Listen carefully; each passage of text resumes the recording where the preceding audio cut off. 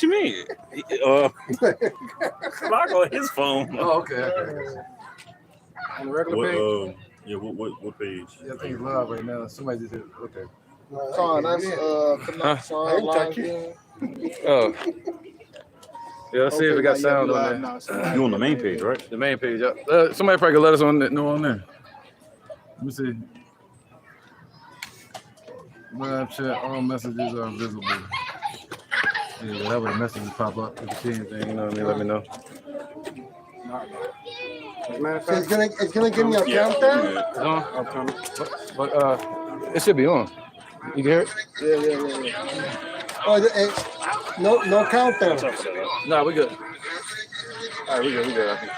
Come on. Like, he's trying to look over here and get loud now. Don't make it for. He ain't that loud. All right, Shalom.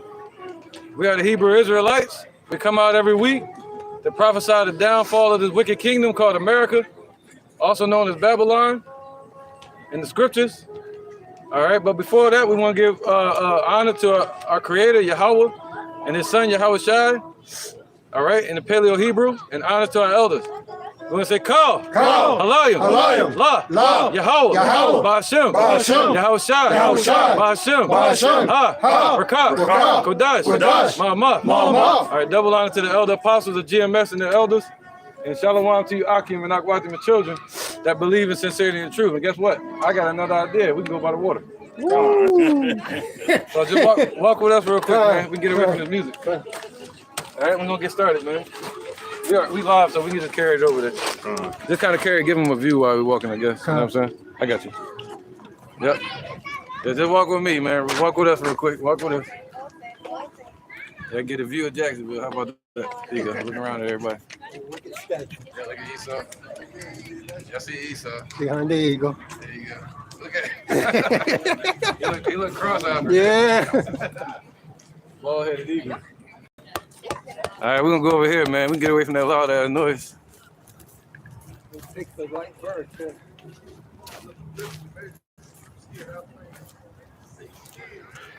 Right, here we go. Look at that, man. That's nice. Real nice.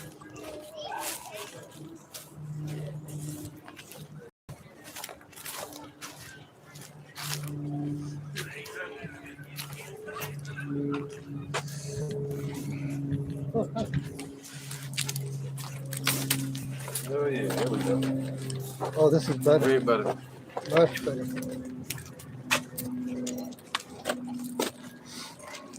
Jake trying to get them dirty looks, boy. It don't matter, man. All right, let's get to it. So today we're gonna go through Revelations chapter 4, man. Continuation. And, you know, if you look on the page, we already have Revelations 1, 2, and 3 up there. Now we gotta go through 4. All right. So, but first we want to start off with this scripture in Matthew. Go ahead, brother. Nice and loud too, cause that noise over there. This is what, Matthew chapter 3? 13, verse 10. 13. Well, we got it first. It's all good.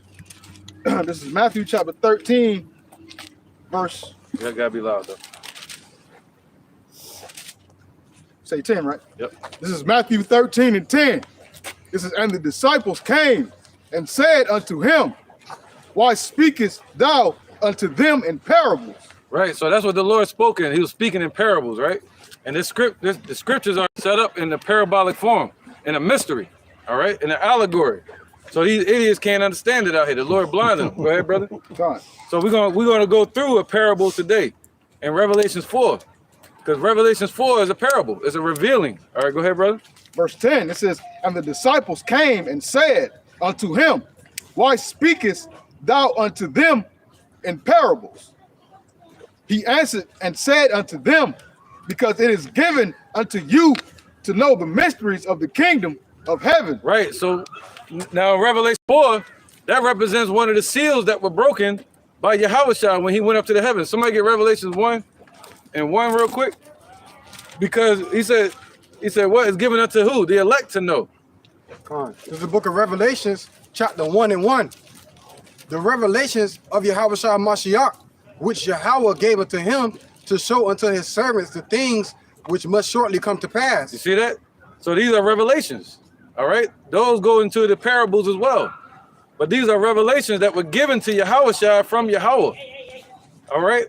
But Revelation chapter 4 John the Revelator, he saw a ceremony. He saw the elect getting delivered in the kingdom. All right, we're going to get into it. Keep reading, brother. Verse 11. Right, because Yahushua went to the heavens so he can reveal even more secrets to us, man. All right. Says he answered and said unto them, Yep, slide down some, brother. because it is given unto you to know the mysteries of the kingdom of heaven, but to them it is not given. For whosoever hath, to him shall be given, and he shall have more abundance. But whosoever hath not, from him shall be taken away. That even what you have, that's right. Because if somebody's in this truth and you studying to show yourself approved, you're coming out here teaching in sincerity, not in contention, not just doing it out of envy, not doing it out of spite, not doing it unwillfully. But if you continue in the work sincerely, the Lord going to give you everything you need to complete his work, to complete his task, to finish your race. All right. So, but if somebody's starting to slack off, the Lord going to take that spirit away from him. What's that? Take that Holy Spirit away from me? Yeah. That's right, man. All right, go ahead, brother. There's a little bit more, I think. Verse 13. Therefore speak I to them in parables, because they seeing see not, and hearing they hear not, neither do they understand. Right. All these people don't understand. They don't understand the scriptures. You see that? They don't understand, man. You know, and we're mainly dealing with 2/3 of our people. And the ones that call themselves of the circumcision, that don't know the truth, people like IUIC, you know, that can't get the name correct of the Lord.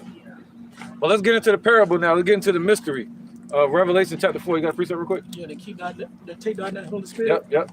All right, this is the book of Psalms, chapter 51, verse 11. Cast me not away from thy presence, and take not thy Holy Spirit from me. Right, and that's what it means. When he said, those that have, they shall have abundance, and those that have not, the Lord gonna take it from them, man. The ones that's not bearing fruit.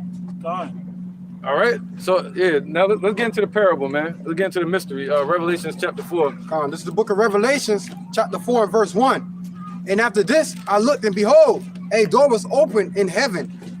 And the first voice which I heard was as it were a voice of a trumpet talking with me, which said, come up hither, and I will show thee the things which must be hereafter. Nice and strong, a little louder. Right. Yep. And immediately. Oh, no, yeah, start again. From the top. Yep, nice and strong. This is the book of Revelations, chapter 4, and verse 1. Perfect. And after this, I looked, and behold, a door was opened in heaven, and the first voice which I heard was as it were of a trumpet. Right. So what is that? That door represents a portal. If you look it up, it was a portal opened in the heavens. All right. And he saw it open.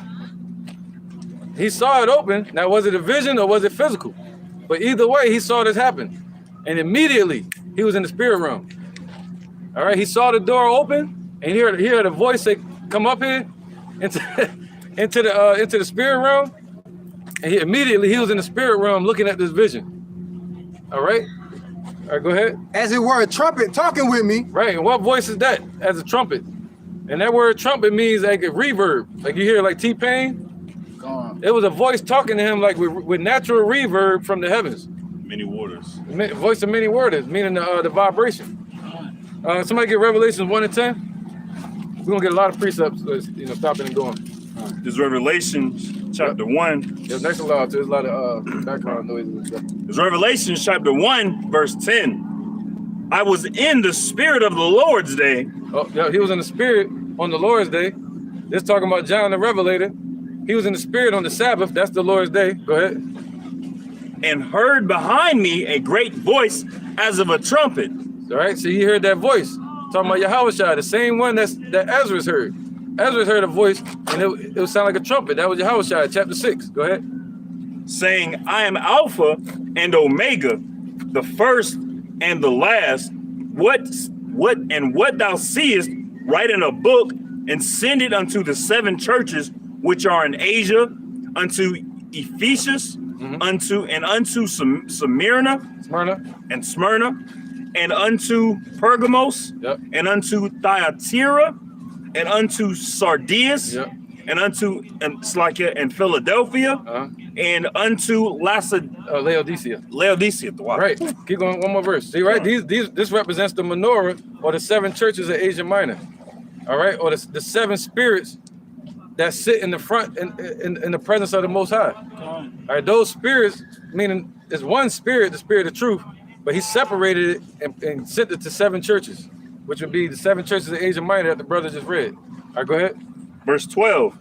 And I turned to see the voice that spake with me, and being turned, I saw 7 golden candlesticks. See that represents the 7 churches of Asia Minor. Go ahead. And in the midst of the 7 candlesticks, one like unto the Son of Man, clothed with a garment down to the foot, and girt about the paps with a golden girdle. So, go ahead. His head and his hairs were white like wool, as white as snow, and his eyes were as a flame of fire, and his feet like unto fine brass, as if they burned in a furnace, and his voice as the sound of many waters. There you go. So you know who it's talking about now in Revelation chapter 4. All right, the Lion of the tribe of Judah. And this is talking about something in the spirit realm, man. You know, the Lord came to visit Daniel, and Daniel 10, 5, and 6. He went to visit Daniel in the spiritual body. I mean, in the spirit, right? And he came to visit John the Revelator in his glorified body. He's the Alpha and Omega, the I and the Thah, the beginning and the end. All right, go ahead, bro. Bro. This is the book of Revelations, chapter 4, and verse 1 again. And after this I looked, and behold, a door was opened in heaven, and the first voice 19 and 10. which I heard was as it were a trumpet talking with me, which said, "Come up hither, and I will show thee the things which must be hereafter." Right, he's gonna show him the prophecies, man. He said, "Come up here." He took him into the heavens, and he said, "I'm gonna show you everything that's gonna happen hereafter." All right, but as in the heavens, so shall it be upon earth. So once the Lord commands it in the earth, in the heavens, he thunders from the heavens. It happens. It plays out upon the earth. All right. Go ahead, brother. Whoever got it. This is the book of Revelations, chapter 19, and verse 10. All right. And I fell at his feet to worship him. And he said unto me, "See thou do it not. I am thy fellow servant and of thy brethren that have the testimony of Yahushai. Worship the Most High, for the testimony of Yahushai is the spirit of prophecy." There you go. All right, so that's his spirit, man, the spirit of prophecy. All right, prophesy means to say before. So he went up there to the heavens, and he showed John the Revelator everything that's going to come to pass hereafter. All right, go ahead, brother. Verse 2. And immediately I was in the spirit, and behold, a throne was set in heaven, and one sat on the throne, and he that sat was to look upon. Oh, wait, let's stop there. All right, and then read that again, verse 2. We're gonna stop at every verse. And immediately I was in the spirit, and behold, a throne was set in heaven, and one sat on the throne. Right, let's see who that is that's sitting on the throne. And you know, and that word throne represents a canopy, you know, an exalted seat. All right, that the Father's sitting on. Let's get Sirach 1 and 8 real quick. Get my phone too in case we gotta get some stuff. Yeah, Sirach 1 and 8, and then 2 Samuel 2 and 11. This is Sirach chapter 1, verse 8. There is one wise and greatly to be feared, the Lord sitting upon his throne. Right, that's Yahweh right there. He's one that's wise and greatly to be feared, man. You know, even the angels tremble in his presence. And he's the one sitting on that throne. Read that again, Babakasha. This is Sirach chapter 1, verse 8. There is one wise and greatly to be feared, the Lord sitting upon his throne. Anything on it? That's it. Yeah, that's right. All right, the Lord sitting upon his throne. He's the one that's greatly to be feared, not Esau. All right, he's the one on the throne, man, ruling from the heavens. in the earth. All right. 2 Samuel 2 and 11. 2 Samuel chapter 2, verse 11. Right. And They say, give it to whosoever he will. Things in James. and the time that David was king in Hebron over the house of Judah Yeah, all the way to 14. was 7 years and 6 months. And Abner, the son of Ner, Right. King David ruled 1101 BC. All right. All the way to what is that? 931 BC. All right, go ahead.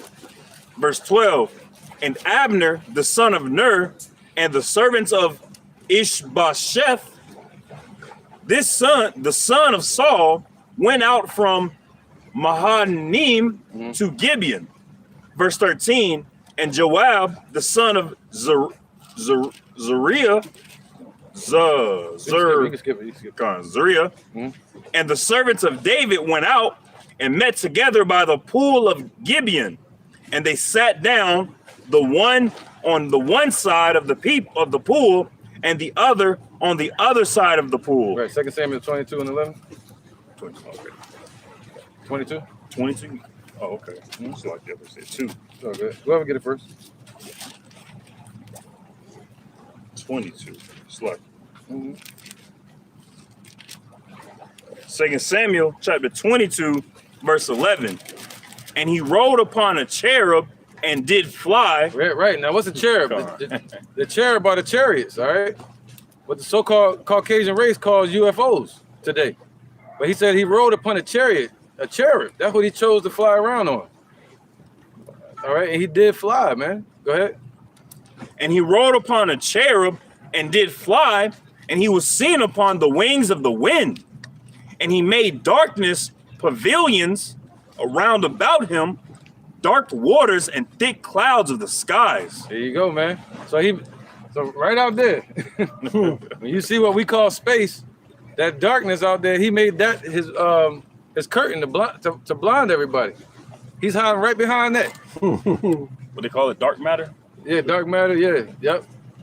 You know, the water Shemayim. All right, so he made that his pavilion. And you look up the word pavilion. It's just a what the thicket. All right, like you see a lion sitting in a thicket, a bush, and they watching you from there. That's what the Lord doing. He watching through the pavilion, through the thicket. All right, a lion coming out of the thicket. All right, go ahead. All the way to 14. Come on. Verse 13 of 2 Samuel chapter 22. Through the brightness before him were coals of fire kindled. Right, so we're giving a description of the Most High now, man, and his son Yahushua.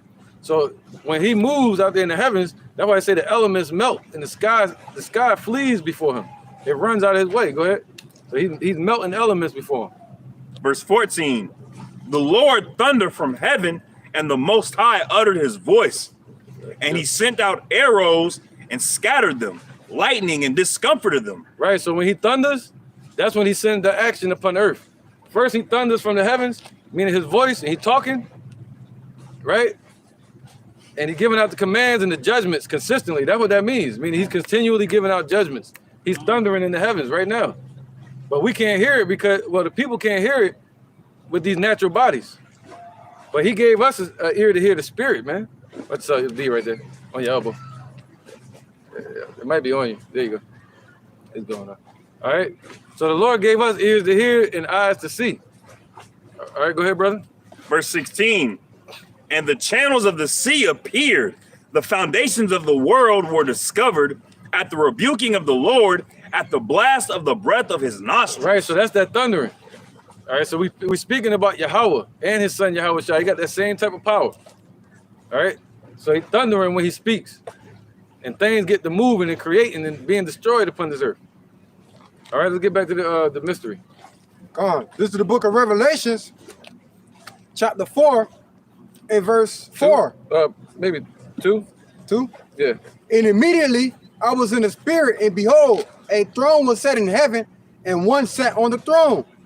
And he that sat was to look upon, he that sat was to look upon like a jasper and a sardine stone. Right. If you look up jasper and sardine, they're both chocolate stones, man. All right, they're chocolate, shiny stones. All right, that's what jasper and sardine stone are. They're shiny and they're brown, dark brown. Go ahead, Doc. And there was a rainbow round about the throne. But the Lord, so the Lord got a rainbow. What it say round about? It means like an arc over the throne.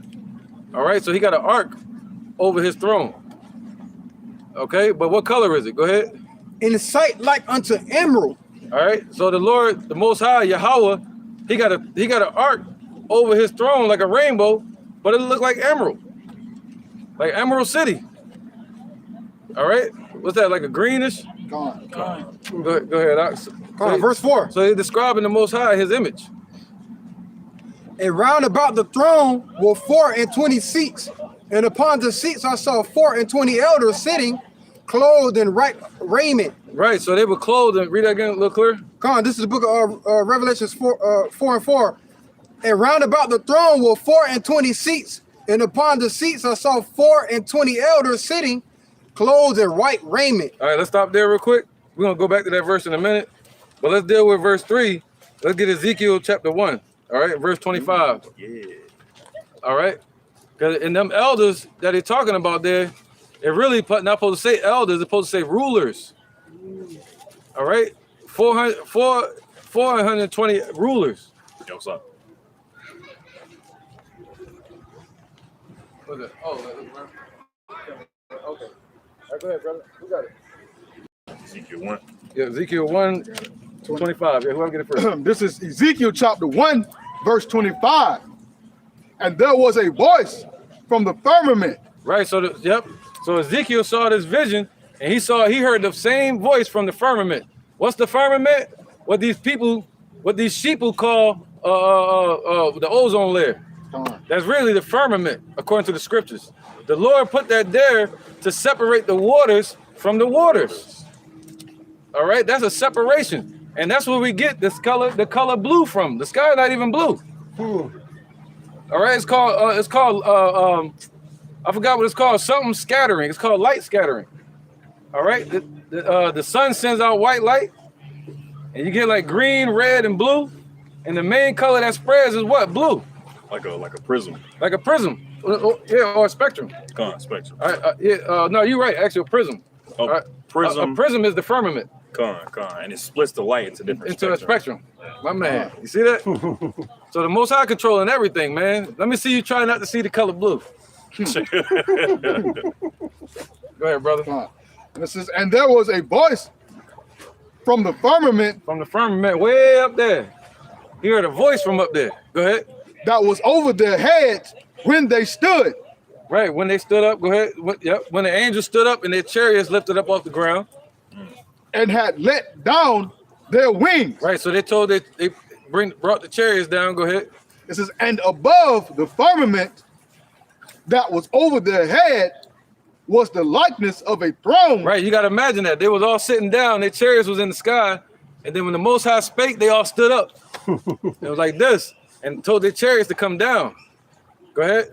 It says, as the appearance of sapphire. Right, he said, oh no, you got to read that part again, the throne part. Okay. It says, and above the firmament that was over their heads was the likeness of a throne. There you go. There go that word throne again. All right. So the Lord is always sitting on his throne. He's ruling from the throne. Esau ain't ruling. The Lord just put this earth into their hands right now. You ruling from the phone. That's right, man. Yeah, Babakasha. It says, I'm just gonna start off and come again. It says, and above the firmament. Yep. We go over 28, I think. Okay. And above the firmament that was over their heads was the likeness of a throne, as the appearance of a sapphire stone, and upon the likeness of the throne was the likeness as the appearance of a man above upon it. Right. So now that word sapphire, it could be greenish or bluish. All right. So that was the same thing. He saw that emerald glow around his throne. And he had a rainbow around his throne, man, the light. He surrounded himself with light. Now, what was the next part? Verse 27. Yeah, 20. We're going to 20. Yeah, go ahead. And it says, and I saw as the color of amber, as the appearance of fire. Right, color amber. Go ahead. Round about within it. Yeah, that's like a dark deep yellow oranges. Gone. All right, so he got a beautiful glow around him, man, and a glow coming off of him like Leroy off of Last Dragon. Come on. All right, and he got legs and he got feet. All right, the Most High got ears and eyes and a nose. We were created in his image. We were created in his image, man. Gone. But he's a spirit. That's powerful, man. Go ahead, It brother. says, from the appearance of his loins, even upward. Right, so his loins represent his waist. So he had a glow from his loins down, upward. Go ahead. So he had a glow all around him from his waist up. Gone. Go ahead.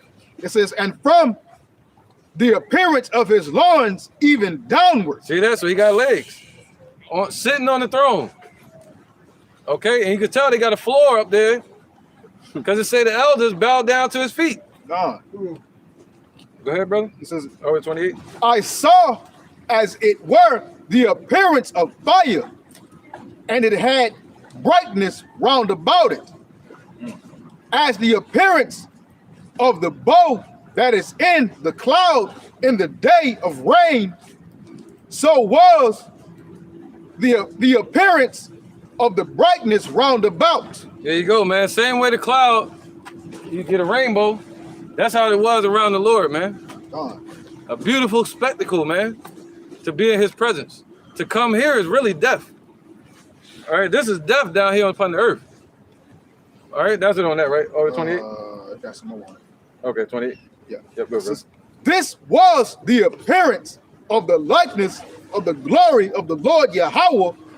And when I saw it, I fell upon my face, and I heard a voice of one that spake. That's right, man. All right, go ahead, go back to that now. Wait, no, let's get to these precepts real quick. Daniel 7 and 9. All right, 7 and 9. Yep. Oh, no, you got something else, right? Let's get that real quick. Ruling the kingdom, man. Yeah, That's what you want. yeah, then we're going to get 7 and 9. All right, this is the book of Daniel, chapter 4, verse 17. Sun beaming now. So. This matter is by the decree of the watchers. Right. Oh, yeah, they forgot to tell you on the news, man. It's a damn solar storm happening right now. It's really supposed to be like 55 degrees, 60 degrees. But it's a solar storm that's supposed to hit directly to Earth today, January 15th. And to add on to that, they also say that the sun is in its I forget the astronomical the technical term of it, but the sun has a dormant time when it's not emitting so many like harsh rays and solar storms. It also has a very active time to where it's emitting a lot of solar rays and heat and activity. And right now the sun is in that time. Yep, the Most High controlling it. Gone. This is Luke chapter 21, verse 25. And there shall be signs in the sun, and in the moon, and in the stars, and upon the earth distress of nations with perplexity, the sea and the waves roaring, man. So all these things are happening right now upon the earth. Gone. All right, so we're in the time of prophecy. Okay, we're witnessing it. All right, so let's keep going with this precept. All right, this is back at the book of Daniel, chapter 4, verse 17. Yep, I got you. This matter is by the decree of the watchers, and the demand by the word of the holy ones, to the intent that the living may know that the Most High ruleth in the kingdom of men, and giveth it to whomever he will. Right, man. The Lord giveth, and the Lord can take away. Gone. All right, but everybody think that Esau is God. No, hell no. Hell to the no. The Most High is ruling right from his throne, man. All right, okay, go ahead, brother. This is Psalm 75 and 7. But Yahweh is the judge. He putteth down one and setteth up another. Right. So the Lord chooses who he wants to rule. He puts one up and he takes one down. And we already know who finna get took down and who finna get set up. Right, man. That's right. It's all about his will. Come on. All right. Look at that, Daniel 7 and 9. I mean, 7, 9 and 10. This is the book of Daniel, chapter 7 and verse 9. I beheld till the thrones were cast down, and the Ancient of Days did sit. Bro, so all the thrones, like the brother just read, all the thrones, whose thrones? Esau. What thrones? From chapter 7. Can you go up to can you go up to the top verse 1? Verse 1. This is Daniel chapter 7 and verse 1. And in the first year of Belteshazzar, the king of Babylon, Daniel had a dream and visions of his head upon his bed. Then he wrote in the dream and told the sum of the matter. Right, so this was around 540 or so BC. All right, when Belshazzar was ruling. All right, the son of Nabonidus. Go ahead, brother. Verse 2, Daniel spake and said, I saw in my vision by night, and behold, the four winds of heaven strove upon the great sea. Right, talking about north, east, west, and south. Talking about all these kingdoms that were going to be raised up upon the earth. The Assyrian kingdom, the Babylonian kingdom, the Persian, Medo-Persian Empire, the Greek kingdom and the Roman Empire, America, NATO, and so on and so on. And then all those thrones are going to be thrown down. See that? Go ahead. Verse 3, and the four great beasts came up from the sea, diverse from one another. The first was like a lion and had eagle's wings. Oh, that was it. That was it. We ain't gonna go into that right now. Okay. That's talking about Assyria and Babylon right there. Come on, verse 9 again. All right. Yeah, let's go back down to 9. Yep. So this is a vision. He was talking about all those kingdoms. All right. But now all those thrones are going to be thrown down. Go ahead. Verse 9. I beheld till the thrones were cast down. That's right. And the Ancient of Days did sit. Why? Because the Lord ruling in the kingdom of men. Okay. He ready to give the kingdom to the children of Israel. Actually to Yahushua now. Go ahead. Whose garment was as white as snow. So the Most High has on a garment as well. And his garment represents righteousness, white as snow. Like fuzzy almost, man, like glowing. Go ahead, brother. And the hair on his head like the pure wool. The hair on his head, like the brother hair woolly. So the Most High got white and woolly hair too. His throne was like a fiery flame. Whoa, so that's his throne. His throne is like light itself. He got a throne made of light, made of fire. You know what I mean? And his wheels as burning fire. A fire stream issued and came forth. Right, and his wheels as burning fire. What led the children of Israel out of Egypt? A fire by night, a cloud by day. So his wheels represent them chariots that's all around him. With eyes, meaning people inside of those chariots. Praising the Lord from the chariots. Outside and inside. They pray like a yacht. You know you got people outside and inside of that joint.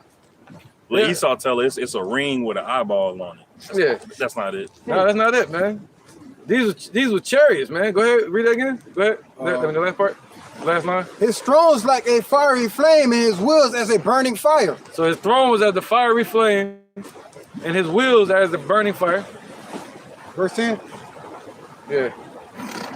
A fire stream issued and came forth from before him. Thousands and thousands ministered unto him, and 10,000s and 10,000s stood before him. That's right, man. Oh, 10,000 and 10,000s stood before him. See that?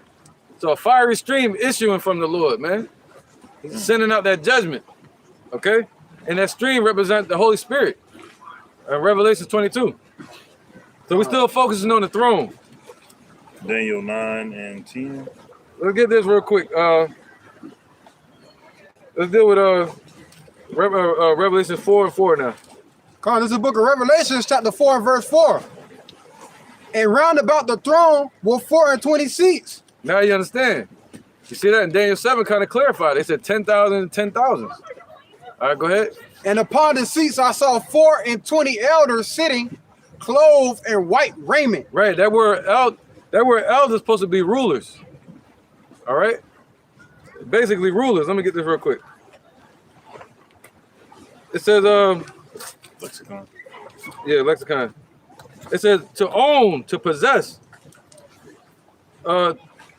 Used of those joined to anyone by a bond of natural blood or marriage or friendship or duty of the law, attendance and companionship. So who is that?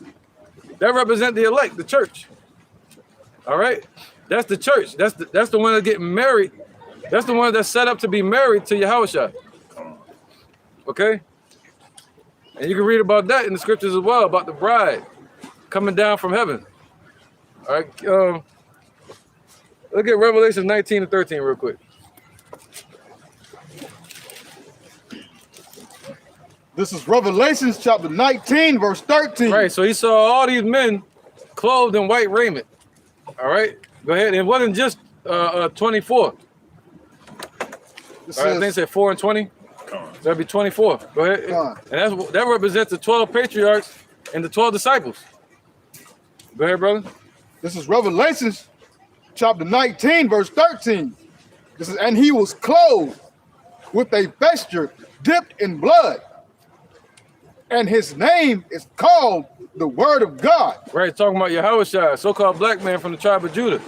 So he is the Word, the living Word. All right, go ahead.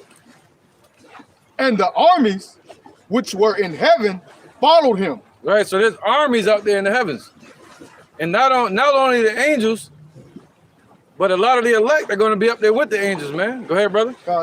And the armies which were in heaven followed him upon white horses. Right, that word white represents dazzling, glistening, speckled, bright. And the word horse represents the power, meaning it's something that you ride upon. All right, the horse and his riders. That was the chariot, the cherubs. Go ahead, brother. It says, clothed in fine linen, white and clean. There you go, man. So these angels got on white garments too, just like the Most High. And the elect, they're gonna be taken up. They're gonna be given white garments. All right. Representing righteousness, man. Being made perfect. Damn. Like fish. Sound shrimp or something. Nasty ass shrimp.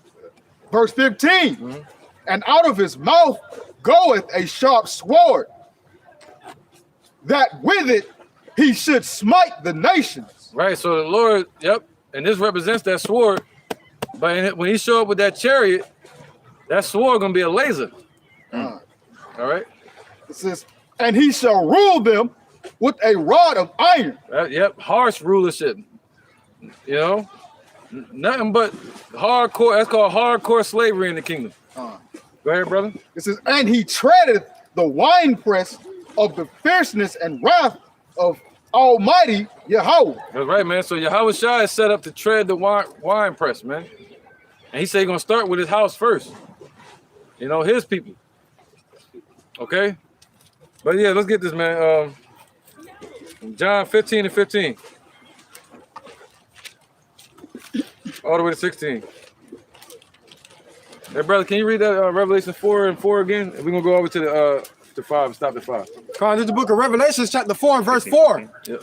And round about the throne were 24 seats, and upon the seats I saw 24 elders sitting, clothed in white raiment, as they had on their heads crowns of gold. And out of the throne proceeded lightnings. Right, because you think it's just 24 people there, right? But it's more than that. I'm gonna show you that in a second too, in Revelation chapter 5. All right. Matter of fact, let's go ahead and get there. Revelation 5 and 8. This is the book of Revelations, chapter 5 and verse 8. And we have taken the book, and the 4 beasts and the 24 elders fell down before the Lamb. There you go. Having every one of them harps and golden vials full of odors, which are the prayers of the saints. There you go. So the angels present our prayers before the Most High, man, like incense. So that's why it's always good to pray. All right, and let the angel Raphael do his job. Because you got all the archangels, they're set up in order. You got the Most High, you got Yahushua, then you got the 4 archangels. All right, and the qualities that the 4 archangels have, Yahushua embodies that himself. And then each angel, they have a fleet of angels that's with them in order. All right, let's get it. Let's keep going, brother. Verse 9. And they sung a new song, saying, Thou art worthy to take the book and to open the seals thereof. For thou wast slain and hast redeemed us unto Yahweh by thy blood out of every kindred and tongue and people and nation. Right, so that's talking about Yahushua. We were scattered amongst all these nations, and the Lord literally found us and brought us back to him, man. All right, by his spirit. Okay, go ahead, brother. Verse 10. And has made us unto Yahweh kings and priests. Right, so he made us, he created us now to be what? Priests, and in the kingdom we're going to be kings. All right? And we shall reign on the earth. Right, and that's going to happen. You got all these scientists talking about the earth going to be destroyed. But the Lord said the earth going to continue forever. It's just gonna be different rulerships on the earth. Yeah, the kingdom gonna be destroyed. That's right. And all the thrones gonna be cast down. And it's gonna be one rulership, one age, one kingdom. Yahweh, his son Yahweh Shai, and his people. And Yahweh Bashem Yahushua is giving those scientists that feel of impending doom. Yep. They seen all these asteroids that pass by the earth, and they're like, oh, Mount Everest-sized asteroids whizzing by the earth. Yeah. And then they just are they're filled with dread because they know that they know that this place is finna go away. Not Earth itself, but they can feel America. they feel something about to happen. The tension, the static in the air. Yeah, and then they cause it. They're like, since we know it's about to be destroyed, let's end it ourselves. Hey, that's what Esau do. Yeah. They lose all their money in the stock market. They jump off a building. Yeah, I'm gonna go out my way. And that's what they trying to do with their New World Order. And they call it global warming. All right. So they say they got to destroy everybody. Anyway, go ahead, brother. Come on, verse 12. Saying with a loud voice, worthy is the Lamb that was slain to receive power and riches and wisdom and strength and honor and glory and blessings. All right, we got to go all the way to 14. Come on, and every creature which is in heaven and on earth and under the earth, and such as are in the sea, and all that are in them, heard I saying, blessing, honor, and glory, and power be unto him. So this is a vision. This is basically a vision from Revelations 4 all the way up to Revelations 5 of a ceremony that's happening out in the heavens, and then the elect joining them up in the heavens. And then ultimately every knee shall bow and every tongue shall confess in heaven and upon earth. All right. That's right, brother. Go ahead. Come on, saying blessings and honor, glory, and power be unto him that sitteth upon the throne and unto the Lamb forever and ever. And the four beasts said, Amen. Amen. Amen. Yep. And the 24 elders fell down and worshiped him that liveth forever and ever. Right. So you'll think it's just the 24 elders, but they said everybody. Read that part one more time. Come on. And every creature. And the word creature just means creation. Come on, verse 13. And every creature which is in heaven and on the earth. No, verse 11. Verse 11. And I beheld and I heard the voice of many angels round about the throne. That goes with Daniel chapter 7, right? I'm gonna stop you a lot. That goes with Daniel chapter 7, where it said the angels was around the throne, and it had eyes in the chariots, and there was thousands, 10,000s upon 10,000s worshiping the Lord. That's gonna be the elect in the kingdom. All right, getting taken up. Go ahead.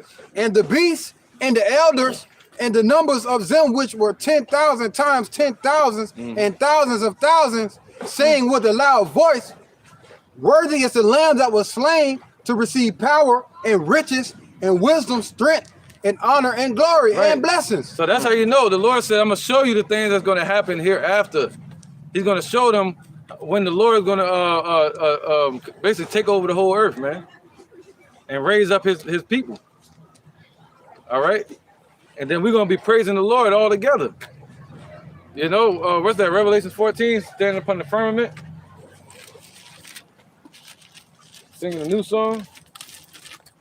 I think it's 14.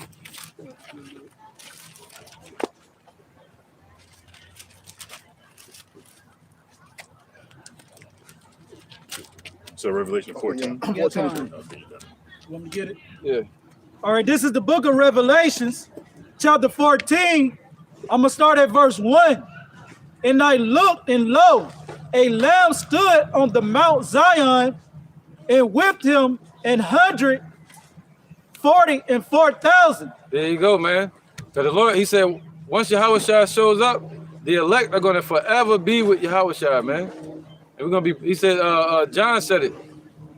You know, he said, what does the scripture say, man? He said, that basically the righteous shall see the Most High. The peacemakers, blessed are the peacemakers. All right, because they shall see God. All right, so they're going to go into the spirit realm and see the heavens, see the Most High, and then get brought back down to this earth to take over. Go ahead, Doc. Come on, bring that power with the energy too, y'all. You know what I mean? All right, I'm going to start at the top again. Yeah. This is the book of Revelations, chapter 14, verse 1. That's good. And I looked, and lo, a lamb stood on the Mount Zion with him 144,000, having his father's name written in their foreheads. Yep. And I heard a voice from heaven as the voice of many waters, and as the voice of a great multitude. There you go. There go that voice again. Go ahead. And I heard the voice of harpers harping with their harps. And they sung as if it were a new song before the throne and before the four beasts and the elders. And no man could learn that song but the 144,000 which were redeemed from the earth. There you go, man. All right.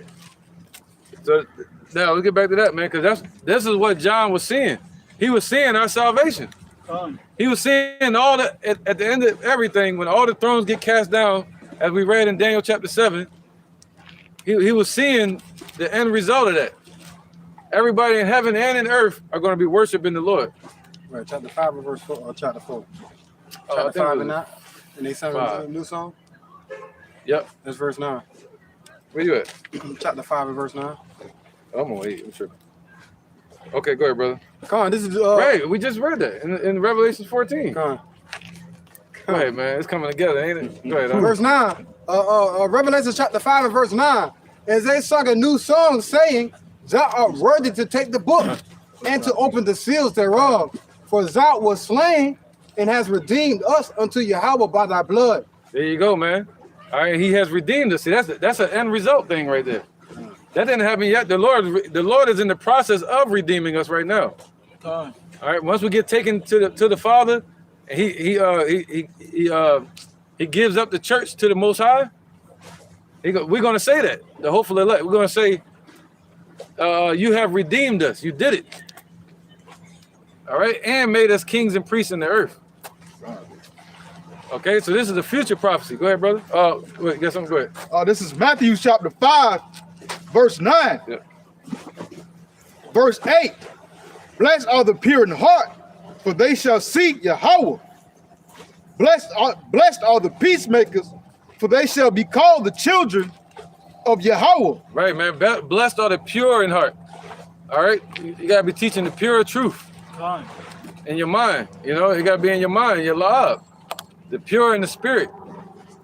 Okay, teaching the word pure just means clear, clarity, plain. Teaching the plain truth. All right, he said what? They shall see the Most High. And he said the rest is gonna be what? Called the children of the Most High. They're gonna be called what? Yasha'Allah. Sons of God. All right, rulers. Let's get back to this parable. All right, because a lot of people think it's just 24 up there. That's it. No, this is a future prophecy. That's we in the process of this happening right now. All right, so this is happening out in the heavens, man. 4 and 4. Yeah, yep, that's what we're doing. This is the book of Revelation, chapter 4 and verse 4. And round about the throne were 24 seats, and upon the seats I saw 24 elders sitting, clothed in white raiment. Right, it make more sense now, right? Go ahead. And they had on their heads crowns of gold. Oh, whoa. They had on their head crowns of gold. And that word elders not supposed to be elders right there. It's supposed to say like rulers. All right? And we're all going to be rulers. Okay? Now, Matthew 19 and 28. And then Revelations 2 and 10. Let's figure that out. I'm still John. Somebody got John? Yeah, you got John. Let's bring that John over quick. John chapter 15. Yep, he got it. You can grab Verse 19 and 28. 15. You got that one? Henceforth, I call you not servants, for the servant knoweth not what his Lord doeth. That's right, we're rulers. We're no longer servants, we're rulers, kings and priests. But I have called you friends. That's right, we're his friends, man. Go ahead, brother. For all things that I have heard of my Father, I have made known unto you. Wow, man. So the Lord loved us that much. Everything his Father told him, he made it known unto us. Didn't he just prove that in Revelation 1? That the Most High gave him visions to give to John? All right. And he went up there and broke the seals to be able to let us know what's going on. Okay? There was one part that just stuck out to me. You have not chosen me, but I have chosen you. Now, where was that? Henceforth, therefore, you're not servants. Oh, the word friends is just mean brothers. And he said we're his brothers, man. He like our big brothers.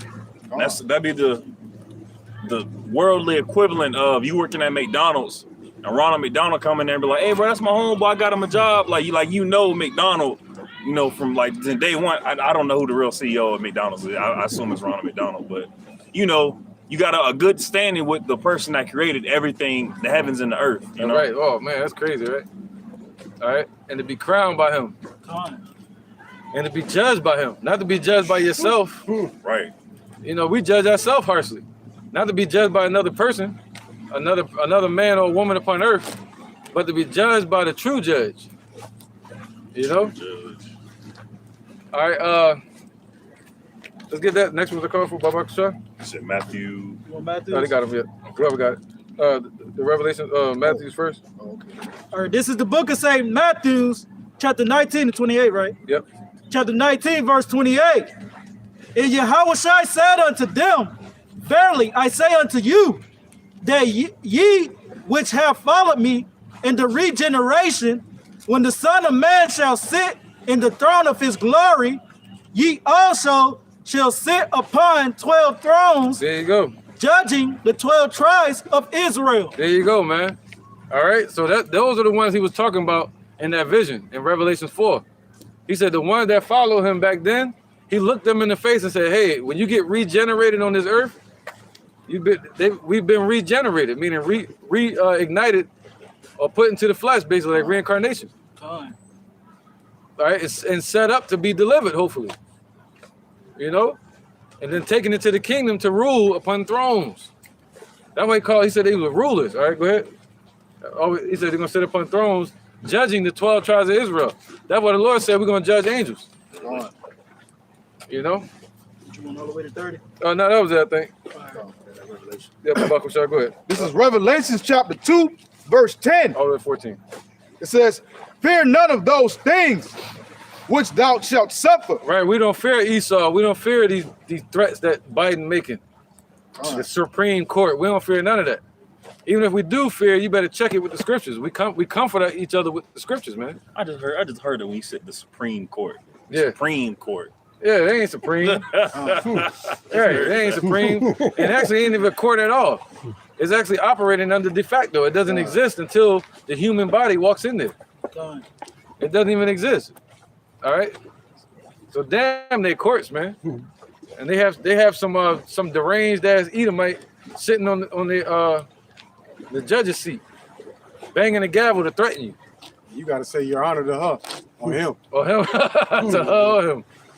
That's right, man. Go ahead.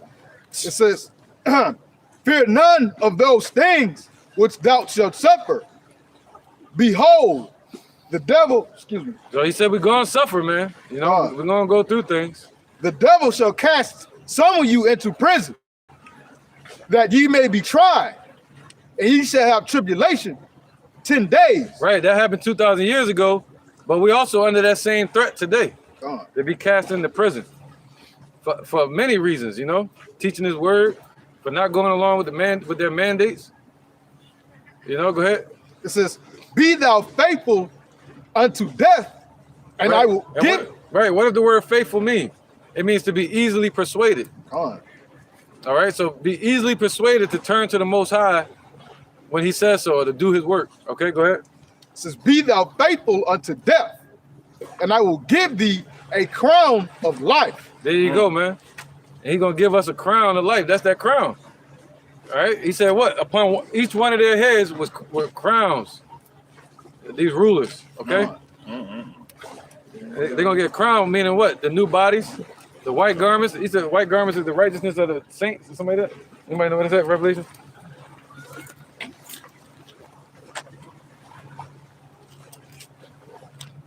All right. 1 second. Where is it at?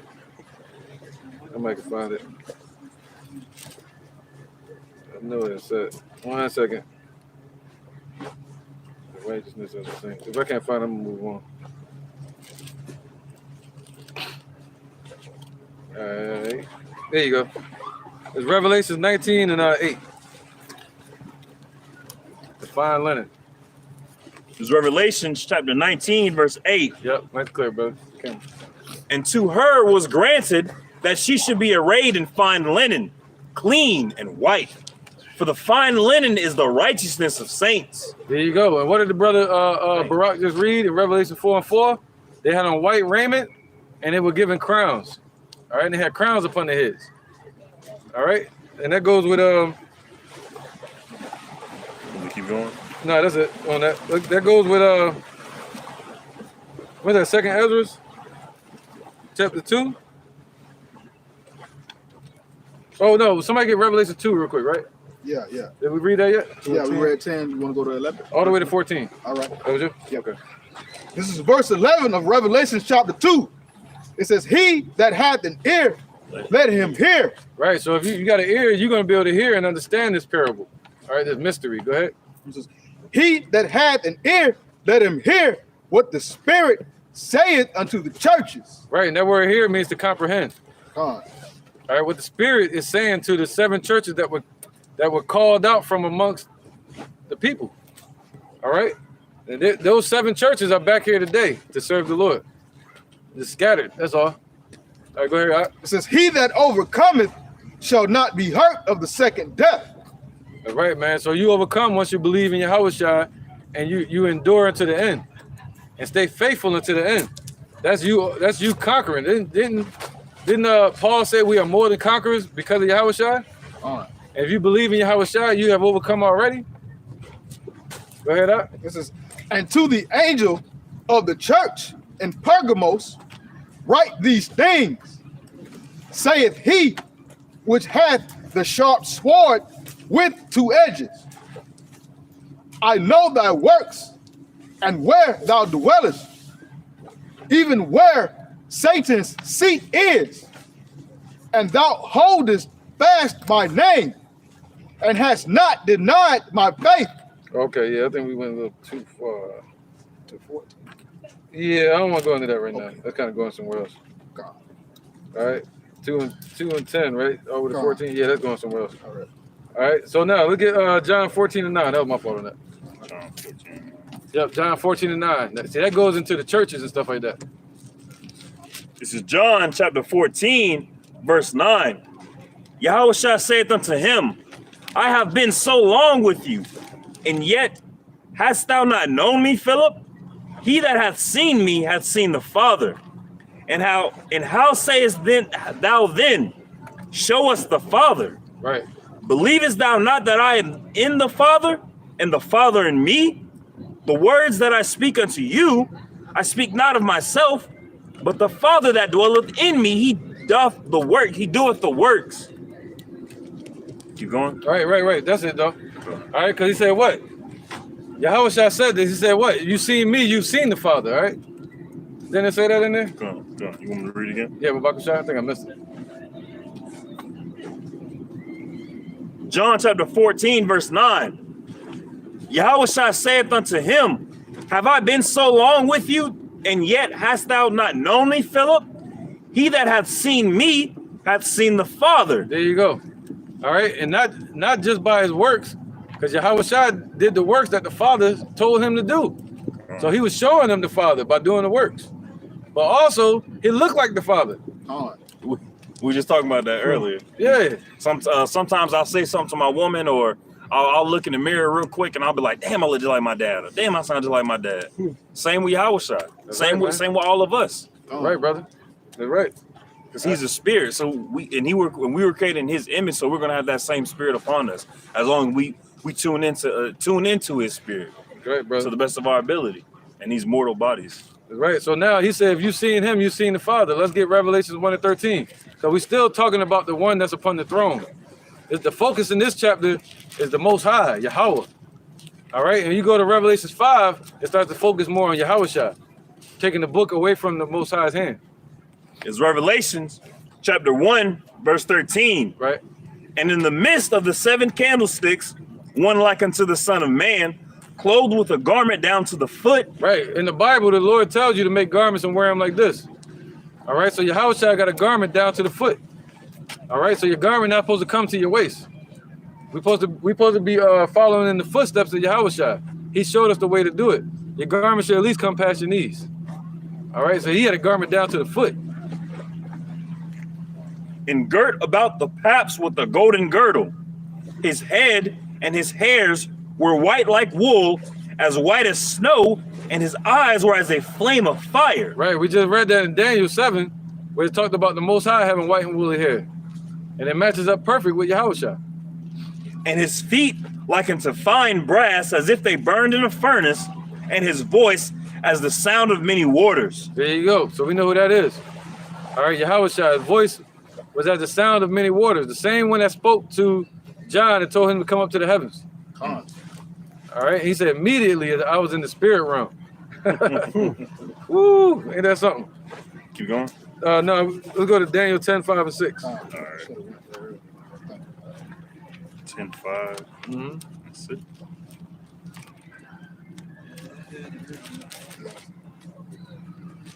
Yeah, Daniel 10, I got it. 10 and 6. 10 and 5.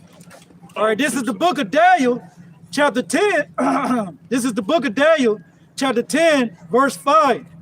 Then I lifted up my eyes and looked, and behold, a certain man clothed in linen, whose loins were girded with fine gold of Uphaz. Right, this talking about Yahushua that came to visit Daniel, who he saw in the vision. Right, and then he saw him in person. This talking about Yahushua, man. That's why Yahushua said it. He said, before Abraham was, I am. All right, the Lord been visiting the earth in the spiritual body. I mean, in the spiritual form, I mean. All right, go ahead. His body also was like the beryl. So the body represents the covering of the body, which would be his garment. So his garment was what? Sapphire. All right, like a greenish, almost like the color of the Lord Most High throne, like emerald. In his face as the appearance of lightning. Right, and you can read about that in Ezekiel 1, where it speaks about Yahushua showing up with his chariots. Go ahead, brother. In his eyes as lamps of fire. In his arms, in his feet, like in color to polished brass. Right, the scripture said a man's wisdom causes his face to shine. All right, and the Lord's wisdom is so bright that his face is glowing. Just like Moses' face was glowing. All right, go ahead. So he said what? Go ahead, you keep going. In the voice of his words, like the voice of a multitude. There you go, man. So it's like doing reverb. You know, you make your voice, you double it up, and keep adding your voice to it. All right, that's how loud. That's how Yahushua sounds, man. We can't even imagine that. All right, so let's keep it going, man. I got a precept just to back up that. Good. This is Matthew chapter 28, verse 2. And behold, there was a great earthquake, for the angel of the Lord descended from heaven and came and rolled back the stone from the door and sat upon it. This is the angel of the Lord coming down from when Yahushua was crucified and his body was put in the tomb. And this is mainly about the appearance of his face. His countenance was like lightning, and his raiment as white as snow. And for fear of him, the keepers did shake and became as dead men. So those heavenly individuals have that fiery or that lightning like countenance, that lightning like face upon them, and we're gonna have that same that's in Ezekiel where it said they look terrible. Terrible. You know, some people take that as saying they look ugly. Like right? terrible. No, terrible means like astounding, like whoa. Yeah, like it's called you can look it up. It's called the terrible crystal. You know, it's something about it where it's real bright and it blinds the eye. That's what they mean like that. And hey, and if they came from Yahweh, the eyes of Yahweh, the eyes of Yahweh are brighter. 10 times brighter than the sun. So if I can't even look at the sun, but if it's 10,000 times brighter than that, you're gonna have to shun away. You're gonna have to bow down immediately. Yeah, he got to give us eyes to be able to see him. Right. And he's gonna be so glorified, man, when he show up. You know, to be able to see him up close and look at him, really look at him. He said we're gonna lay our eyes on him. Like, look at him. He's gonna sing to us. He's gonna judge us. He's gonna praise us, give us honor. Like, yeah, man, you know. You know, not like praise. You know, somebody take that the wrong damn way. Yeah. You know, like you give praise to your child. Like, hey, good job. You know what I'm saying? Well done, my good and faithful servant. And that's all we want, man. We hear that. That's it. That's it. Hey, my picture on the refrigerator. That's all I want. That's it, man. We just want to hear that one time, man. Well done, my good and faithful servant. That means the job is over. Now it's time to rest. Other than that, we got to work. All right, more on that. Nah, that's it. All right, so now let's get can you go back to 4 and 4 and go all the way to 5, and then we ended it stop at 5 now. Come to the book of Revelations. And if you tired of reading the river, so I can pass it to somebody else. This is the book of Revelations, chapter 4 and verse 4. And round about the throne were 24 seats, and upon the seats I saw 24 elders sitting, clothed in white raiment, and they had on their heads crowns of gold, and out of the throne proceeded lightnings. Oh, crowns of gold. All right, Revelation 2 and 10. Oh, we already got that one. Second Ezra 2 and 37. And Revelation 7 and 4. All right, Revelation 7 and 4. All the way to 17. It says Second Ezra 2 and 7. Huh? Second Ezra 7 and 4. Revelation. 7 and 4. Yeah, 4 to 17. I might be wrong. Second Ezra chapter 7, verse 4. But put the okay. Yeah. Okay. We'll say that one. Bye-bye. Sure. Okay, all right. Let's get that Second Ezra 3. 2 and 3. 2 and 37. Oh, okay. Whoever get it out, just bring it. Whoever get it, just bring it out. This is Second Ezra chapter 2, verse 37. Oh, receive the gift that is given you, and be glad, giving thanks unto him that hath called you to the heavenly kingdom. Right. So this is a gift that the Lord gave us, man. It's truth. And what does the word gift coincide with? The gift coincides with mercy. Giving of something, even though we didn't deserve it. That's called a gift. Okay, a gift of mercy. Go ahead, brother. God. It says, arise up and stand. Behold, the number of those that be sealed in the feast of the Lord, which are departed from the shadow of the world, which have received glorious garments of the Lord Yahweh Ba'ashem Yahushua. Right, them white garments again. So this is all a vision that people like Ezra saw, John the Revelator saw. They saw it, man. They saw the salvation of the children of Israel. You know, and we've been given a glimpse of it. All right, go on with it. Verse 39, 40. It says, take thy number, O Zion. Right, so we take our number, meaning take your place amongst the people, man, amongst the brotherhood. All right, go ahead. It says, take thy number, O Zion, and shut up those of thine that are clothed in white, which have fulfilled the law of the Lord Yahweh, Ba'ashem Yahushua. Right, that goes into the Lord closing up the breaches. A little faster too, brother. Verse 41, the number of thy children whom thou longest for is fulfilled. Beseech the power of the Lord Yahweh. Right, aren't we longing for that? Come on. We're longing. Once you start this work, he said the number of children that you're longing for, what's that? 144,000 in a small multitude. Come on. So we're longing for that. We're fighting. We're pushing for it. You know, he said, look, and someday we're going to look, and the Lord going to say, look what y'all, look what I've risen you up to do. Look at the field. Look at all the men standing up. That's why I look when I look at this camp. You know, go ahead, brother. Verse 41, the number of thy children whom thou longest for is fulfilled. That's going to be fulfilled someday, man. Go ahead. God, beseech the power of the Lord Yahweh, that thy people, which have been called from the beginning, may be hallowed. There you go, man. So they're going to be separated now.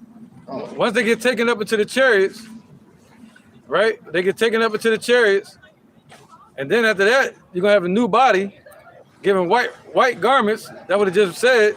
But now that new refreshed Israelite, son of the Most High, daughter of the Most High, they're gonna have to they got their new body, a righteous body, new garments, coverings, and everything, right?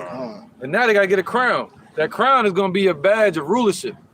All right, you're gonna have that badge and that scepter, man, and you're gonna go around the world And people, they're going to know about the kingdom. They're going to know about the Most High. They're going to know about Yahweh Shai being in Jerusalem. But when they see you, how they going to know who the hell you are? The Lord going to give you that representation. He going to give you that badge. Like, yeah, you know who the hell I am. I'm a king. Really quick. Yep. I was on my way home from work, and a cop was crossing the street, and you know the common manners across the street is you kind of hustle to get across the street. What he did, he did this. This shit made me mad as fuck. He did.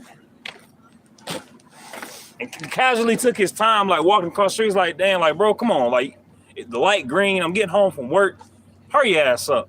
But no, I'm a cop, you know, I can take my damn time, both ways. Took sweet time, because with him, in his mind, he has the power to. He got that badge. He has that badge. He has that power to do that. And so in our kingdom, we're gonna have that power as well. We're gonna have that badge. Right, brother. Perfect point, man. And that's what they've been given. That's what they've been They've given. been given that power, man. You want to be sovereign in America. That's the true sovereignty. They got sovereign rights. They can do what the hell they want. Oh, go ahead, Mazan. All right, this is the book of Daniel, chapter 12, verse 10. Many shall be purified and made white and tried. That's right, brother. But the wicked shall do wickedly, and none of the wicked shall understand. But the wise shall understand. Yo, you speak on? Con, and I brought that out to back up the brothers, man. You know, in those times, as the elder was speaking on, once we, you know, come out of those chariots, the new Jerusalem coming down from heaven, you know, and we be purified and given those new bodies. You know what I'm saying? We are gonna, you know what I'm saying, go out and rule the nations as Yahweh Ba'ashem Yahweh Shai gave us to do, man, as it's written in the scriptures. But the wicked, they're gonna do wickedly, man. And two-thirds of our people are gonna be born again in the kingdom, man. All right, man. So we're gonna have bodies we never seen before, crowns we never seen before, powers we never seen before. God. We got to learn to use our powers. We want to learn to use our bodies, use our powers. That's gonna be beautiful, man. That whole process, we got forever to learn. Forever. Con, forever. Oh man. Teach our children how to use their new bodies, use their powers and stuff like that. From that moment, forever begins. Actually, forever already started. You know, we in it. It's just in these bodies, not forever. Right. I wouldn't want to be forever in this. Hell no. Not only in this body, but also in this society. You this live society. forever. Right. Ugh. That's why people don't want to live forever. Yeah. But when you think about, you know, the goodness of the Most High and what He got for us, and stuff that we can't even comprehend or bring to mind. Oh yeah, I live forever in that. I'm finna watch a tree grow. Take a few hundred years off sitting in a chair and just watch a tree grow. Yeah, it ain't gonna be it's gonna be a different tree. You never see. It's gonna be some tree on outer space somewhere. You know what I'm saying? One of them avatar tree, what they call it, the world tree, home trees. Yeah, man. One of those beautiful, big, beautiful things. Growing fruit that look like light. Yeah. That's what we're gonna be dealing with.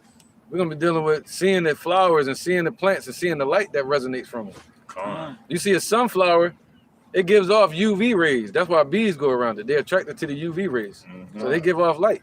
Our eyes can only see a very, very small portion of the spectrum of light. So we're gonna be able to see a lot of different colors, a lot of different, more vibrant. In its purest form. Be able to see into the spirit realm. Go into the spirit realm. All right. Where was that? Somebody read something over here? Oh, Second Ezra. Yes. Verse 42 of Second Ezra chapter 2. It says, I, Esdras, saw upon the Mount Zion a great people, whom I could not number. And they all praised the Lord Yahweh. Right, that's what he said, a great people whom he could not number. There it goes again. As we read in Revelations 4, you know, multitudes of people praising the Most High. Go ahead.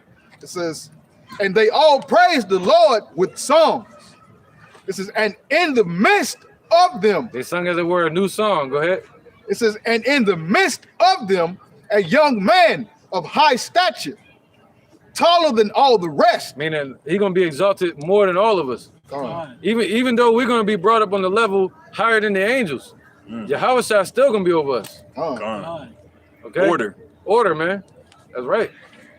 Go ahead. It says, and in the midst of them, there was a young man of high stature, taller than all the rest, and upon every one of their heads he set crowns. Right. So upon each one of their heads, not just the men, right? Not just the men. Each one. So if your babies, your children, your woman, they all gonna get crowns, man. Your woman or the women or the daughters, they're gonna have tiaras. Oh yeah. You know, they're gonna be called daughters of the Most High again. Yeah, they're gonna be ruling.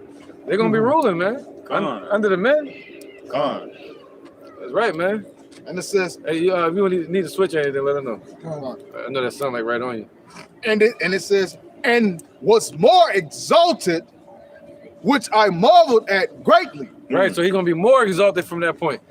Once he put them crowns on our head, everybody gonna snap because it's gonna be something amazing.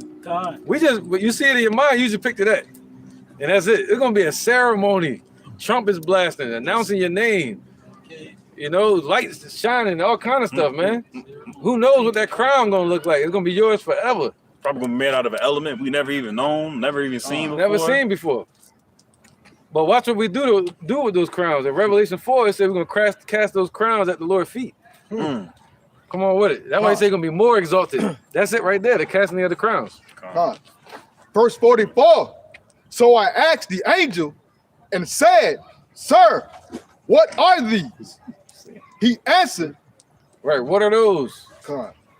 He answered and said unto me, These be they that have put off the mortal clothing. Right, so the elect are going to be the first fruits to put off these mortal, sick, sinful ass bodies, man. This weak, low nature that we're in. All right, they're going to be able to put that off and put on the new clothing, right? Put on the immortal. We're going to get new bodies, man. Shoo. Man, a body that agrees with the spirit. That's not in contrary. That's right, man. But again, it says, He answered and said unto me, These be they that have put off the mortal clothing and put on the immortal and have confessed the name of Yahweh. Now they are crowned. Yep, the name of Yahweh Bashim Yahushua. That's the real point. You got to confess Yahushua. All right, you got a lot of people saying they know Yahweh, but you got to confess his son. All right, go ahead. And it says, now they are crowned and receive palms. Just like in Revelation 14, just like in Revelation 4. Now they're receiving palms in their hand, and we like blades of grass. And the Lord Yahushua gonna be the tiller of the soil, the ground, looking at us as a field. You know, white and pure, man. A righteous, healthy, fruitful garden. Beautiful garden. That's right, man. We're gonna spread across the entire universe. That's right, man. We're gonna start. We're gonna pour into the earth once the Lord bring us down out of the chariots, and after that we're gonna fill the whole earth like a flood. Man. Flood of righteousness. Flood of righteousness, yeah. Verse 46. Then said I to the angel, What young person is it that crowneth them? Right, because it's gonna be like a beautiful vineyard. You know, that's like the Lord called Israel his vineyard.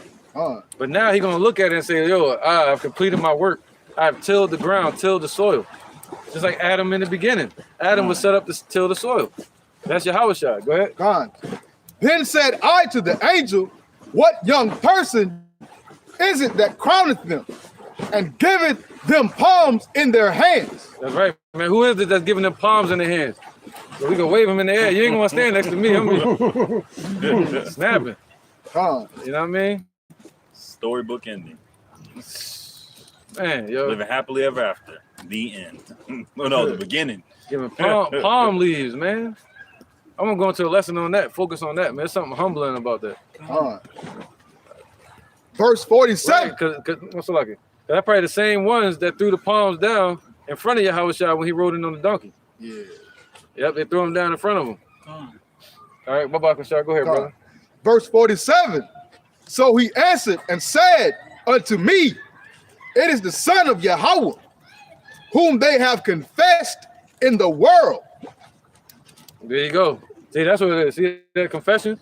That confession is dealing with Yahushua. All right, you got to confess him in the world. All right, so let's get back to Revelation. Let's get back to the river. Revelation 4 and 5, right? Or Or 4. 4 and 4. Yeah, just Come to on, stay this- with the point. That's why I call it the river. We keep going back to it. This is the book of Revelations, chapter 4 and verse 4. And round about the I'll throne do this one later. were 24 seats. And upon the seats I saw 24 elders sitting, clothed in white raiment. And they had on their heads crowns of gold. And out of the throne proceeded lightnings and thunderings and voice and the voice And voices, right? and voices. Right. And So there he, were, so he got thrones out. They out there speaking right now. We just can't hear him with these ears. Con. You know, the Lord got us in these bodies. They talking. Ain't like they just walking around tiptoeing and quiet. Yeah, don't let the humans, don't let the people in the flesh hear. No, the angels out there, they out there talking, the singing going on, all kind of stuff, thundering. But we can't hear it Wailing. being in these fleshly bodies. All right, go ahead. The Lord is a so-called black man from the tribe of Judah. That's what everybody about to find out, that the Lord is dark skinned. Ain't that Con. something? Verse Go ahead. 5. And out of the throne proceeded lightnings and thunderings and voices, and there were 7 lamps of fire burning Oh, slow, before nice the, and slow, brother, because I want them to learn, you know? Let's get and it. out of the throne proceeded lightnings and thunderings Yep. and voices, and there were 7 lamps of fire burning before the throne, which are the 7 spirits of Yahweh. Right, so what's that? The 7, there were 5 lamps of fire, 7 lamps of fire burning before the throne. That's why the Lord said what? You better be on fire in this truth. And those 7 lamps represent the 7 churches of Asia Minor, the menorah. Same representation of us. We're like a menorah for the Most High. The churches, right? And it says what? Before the throne, which are the 7 spirits. All right, and it's basically the spirit of truth that was sent out to these 7 churches. That's it. Same spirit. It just was separated. All right, into 7 churches. So now let's get some precepts on that. Let's get Wisdom of Solomon 7 and 22, dealing with the 7 lamps. Yep. 7 and 22, all the way to 29, and let's get Revelation 3 and 1. This is Wisdom of Solomon, chapter 7, verse 22. For wisdom is the worker of all things, That's right. taught me. For in her is an understanding spirit, holy, one only, manifold, subtle, lively, clear. Right. Yep. Wisdom of Solomon 7, 22. Con. Uh-huh. Lively, clear, Yep. All the way to 29. undefiled, plain. That's right. Plain. There you go. That pure. Con. That's that pure river, that pure fire streaming from the Lord. And that we're supposed to be speaking plainly. Go ahead. It says, not subject to hurt, loving the thing that is good. Right. That word hurtful goes back to wicked. Not subject to wickedness. Con. All right, go ahead. It says, loving the thing that is good. Right. So if wisdom dwells within you, wisdom will love you if you're good, you know, and also you'll love the things that are good, meaning it's truth. Con. It says, quick, which cannot be letted. Right. The word quickly means lively. Con. Uh-huh. Which cannot be letted. Right. It does what it wants. You can't stop the flow of wisdom. Go ahead. Ready to do good. Right. Ready to do good. So, yep. And wisdom dwells within you. You should be ready to do good, man. Meaning what? Faithful. There it goes again. Being faithful means what? Easily persuaded, ready. All right. Studying to show yourself approved, apt to teach, and do good. Go ahead. Verse 23. It says, kind to man, steadfast, sure, free from care. Right, right. And there's a big difference between nice and kind. Being nice is being fake. Being kind is telling the truth, but being wise as a serpent, harmless as a dove. And that's just it, simple and plain. It says, having all power, overseeing all things. All power, overseeing all things, man. All things, even overseeing Esau on this earth. All right, that's who that? Yahweh watching everything. He's the embodiment or the cup that Yahweh poured wisdom into from the beginning. And his cup poured in our cups. Go ahead. It says, and going through all understanding, pure and most subtle spirits. For wisdom is more moving than any motion. There you go.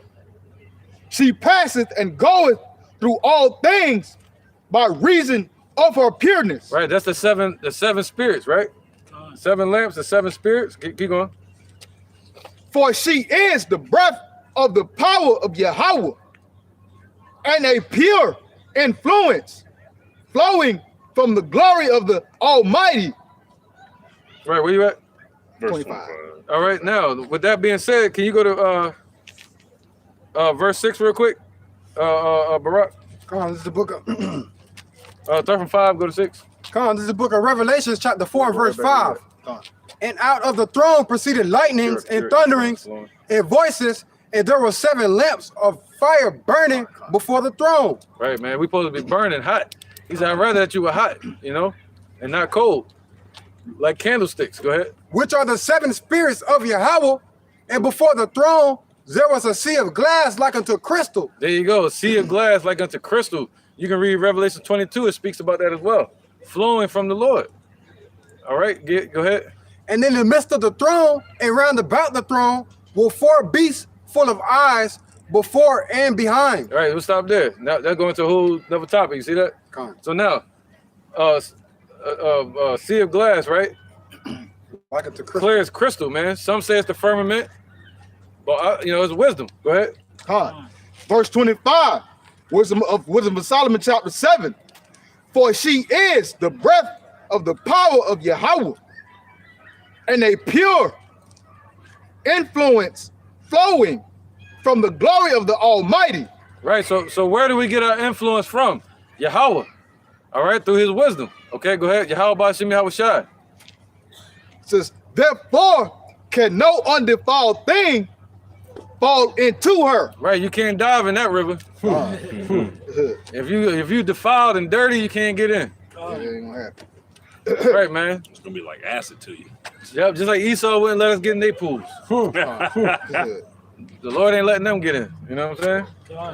That was it on that. All the way to verse 26. Yep, go ahead, bro. Verse 26. For she is the brightness of the everlasting light, the unspotted mirror of the power of Yahweh. There you go, the 7 lamps, the brightness. Go ahead. And the image of His goodness, and being but one.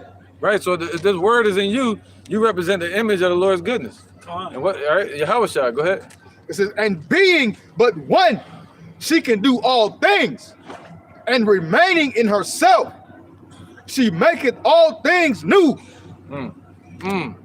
And in all ages, entering into holy soul. Right, by remaining with Israel, she makes us. The Lord has made us new, refreshed. You know, we waxed old, we died off, and now remaining with us, it would make us renewed again. You see that? All right, go ahead. She maketh them friends of Yahweh, Bahashem Yahweh Shai, and prophets. There you go. What did the brother read earlier? We become friends to Yahweh Shai.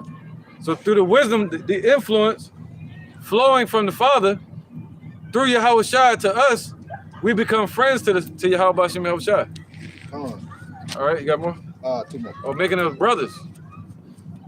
It says, Yeah, a little faster. for Yahweh loveth none but him that dwelleth with wisdom. Yep. For she is more beautiful than the sun, and above all the order of the stars. Right, it's really talking about Yahweh Shai.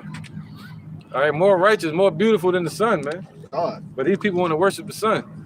All right, we ought to wake up the Negroes, Latinos, and Native Americans to the fact that they're the Israelites of the Bible. All right, La Familia. Jesucristo no Blanco. El Nombre es Yahweh Shai. All right? And what's the Father? How you say that? El Padre. Yeah, Padre. Yeah, el Padre es Yahweh. ¿Habla español o inglés? Portuguese. Portuguese? Portuguese. That's Spanish? Portuguese. No. That's not. No. Okay. Oh, okay. Brazil. Oh, those are Israelites though, man. Israel. A lot of them. Yeah, a lot of the Brazilians are Israelites, man. Yeah. You know, they scattered us around the 4 corners of the earth.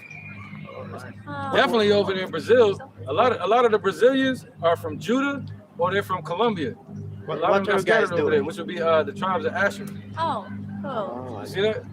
So a lot of the Brazilians are actually Israelites, man. You know, I know it's kind of split over there. You got different people. Yeah, Some people Brazil, from Africa Brazil. over there, Brazil, we Yeah. have people from all over. all over All the over world. the Yeah, Yeah, but yeah. a lot of y'all got scattered there and taken there in slavery.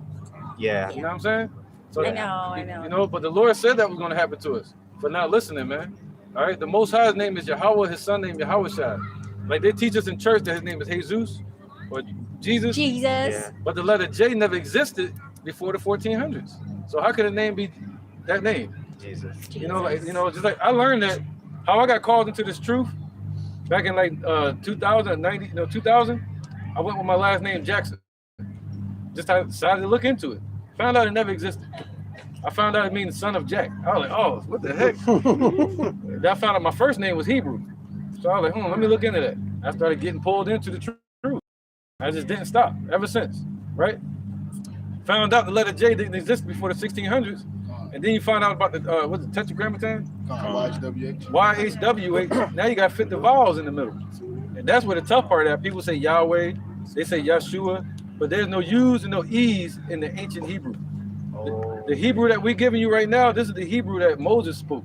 This is the Hebrew that King Hezekiah spoke in 701 BC. And he wrote it on the walls called the Pools of Siloam. When he dug out the tunnels when he was fighting against Sennacherib, the Assyrian, he wrote on the walls in Hebrew. And that writing is still there to this day. And you can look it up. And he wrote the Most High's name too. But It's also the Paleo Hebrew is also on this thing called the Lost Lunar Stone Lost Lunar Stone, little in Mexico. Oh, what name? Lost Lunar Stone. Y'all ever heard of that? It's in Mexico. They found it, Oh. and they got a Paleo Hebrew on it. The same Hebrew that the elder is talking Oh, about. really? that's right. That's right. Man, over here in New Mexico. So that, Yeah. In Puerto Rico, they found 800 ancient stones, Paleo Hebrew also, for archaeologists. right, brother. What you guys were doing here? Like, I saw that you were reading something. Yep. What is it? King James Bible. Oh, the King James Bible. Yep. King James was a so-called black man. They teach us that he was a so-called Caucasian. Yeah, in Brazil we use the King Yeah, James James. a lot. yes.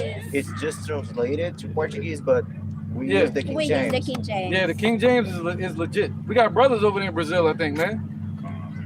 Yeah, there's brothers over there teaching. What's your guys are like part of community? Yeah, well, you got the elders. Our elders are Great Millstone. Well, the elders of Great Millstone are our elders. The elders of Great Millstone, you know, from Pastor Har on down. But then you have our camp is called the Lion's Den. Oh, You know what the I mean? Lions. And we waking up all over the four corners of the earth, just like the Lord said. Revelation 7 real quick. Let's get this real quick. We get off topic real fast. Just to show you. Right now, we're going into Revelation 4, and we're showing the salvation of Israel. John the Revelator in 95 AD, he was on the Isle of Patmos. He was a so-called black man. And he was one of the last prophets alive after they killed all the disciples and everything. He was one of the last ones alive by the Roman Empire. And he saw the Lord. The Lord came to visit him on the island. They sentenced him to the salt mines. He was forced to push the salt mines around. You know what I mean? Like slavery. But the Lord came to visit him there, and he showed his image to him. He showed what it looked like. And he gave him revelations, right? They gave him revelations of what's about to happen. And we're living in it. But the Lord said 2/3 was going to die. 2/3 of our people, they're going to be destroyed in this coming destruction. 2/3, you know what that is? So the Lord said we're going to be at the sand of the sea. So you take 2/3 of that out of a pie, out of a third, only 1/3 going to make it. That's what we out here to get. We out here fishing for the 1/3. All right, go ahead. Start at 1. Yeah, start from 7 and 1, real fast. All right, this is the book of Revelations, Right, this is the altar call. This is the real altar, not these churches. All right, go ahead. chapter 7, verse 1. Right. And after these things, I saw 4 angels standing on the 4 corners of the earth, holding the 4 winds of the earth, that the wind should not blow on the earth, nor on the sea, nor on any tree. Right. So the Lord, He has His angels holding back the destruction. What do the winds represent? Oh, it's got that destroying wind. Let me see if I got a precept right here. Isaiah chapter 55 and 1. Yep. You got it? I'm looking at the first one you called it. All right, get this precept real quick. 1 second. Ecclesiastes. Somebody get it? Somebody get it? Yeah, you can get like 2, 3 precepts. Isaiah 55:1. The book of Isaiah. This is the book of Isaiah, chapter 55 and verse 1. Come on. Ho, ho, everyone that thirsteth, come ye to the waters, and he that have no money, come ye buy and eat. All right. Oh, that's what the Lord's saying. He that have no money, come and buy and eat. You know, you can buy with your spirit, man. You buy this truth. You know, the scriptures say, buy the word and sell it not. You go to churches, what happens? They're gonna have you give money. We don't want no money.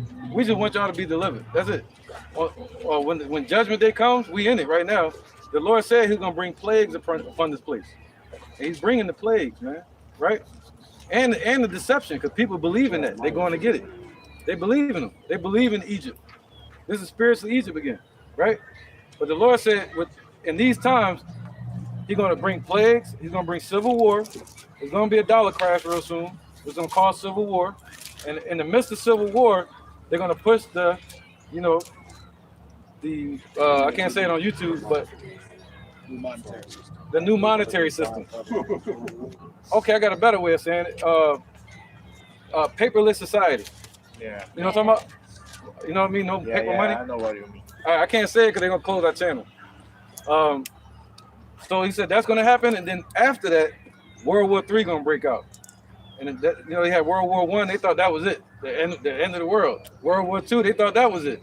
But the scripture speaks about 3 world wars. All right, we're gonna get that too. All right, go ahead, brother.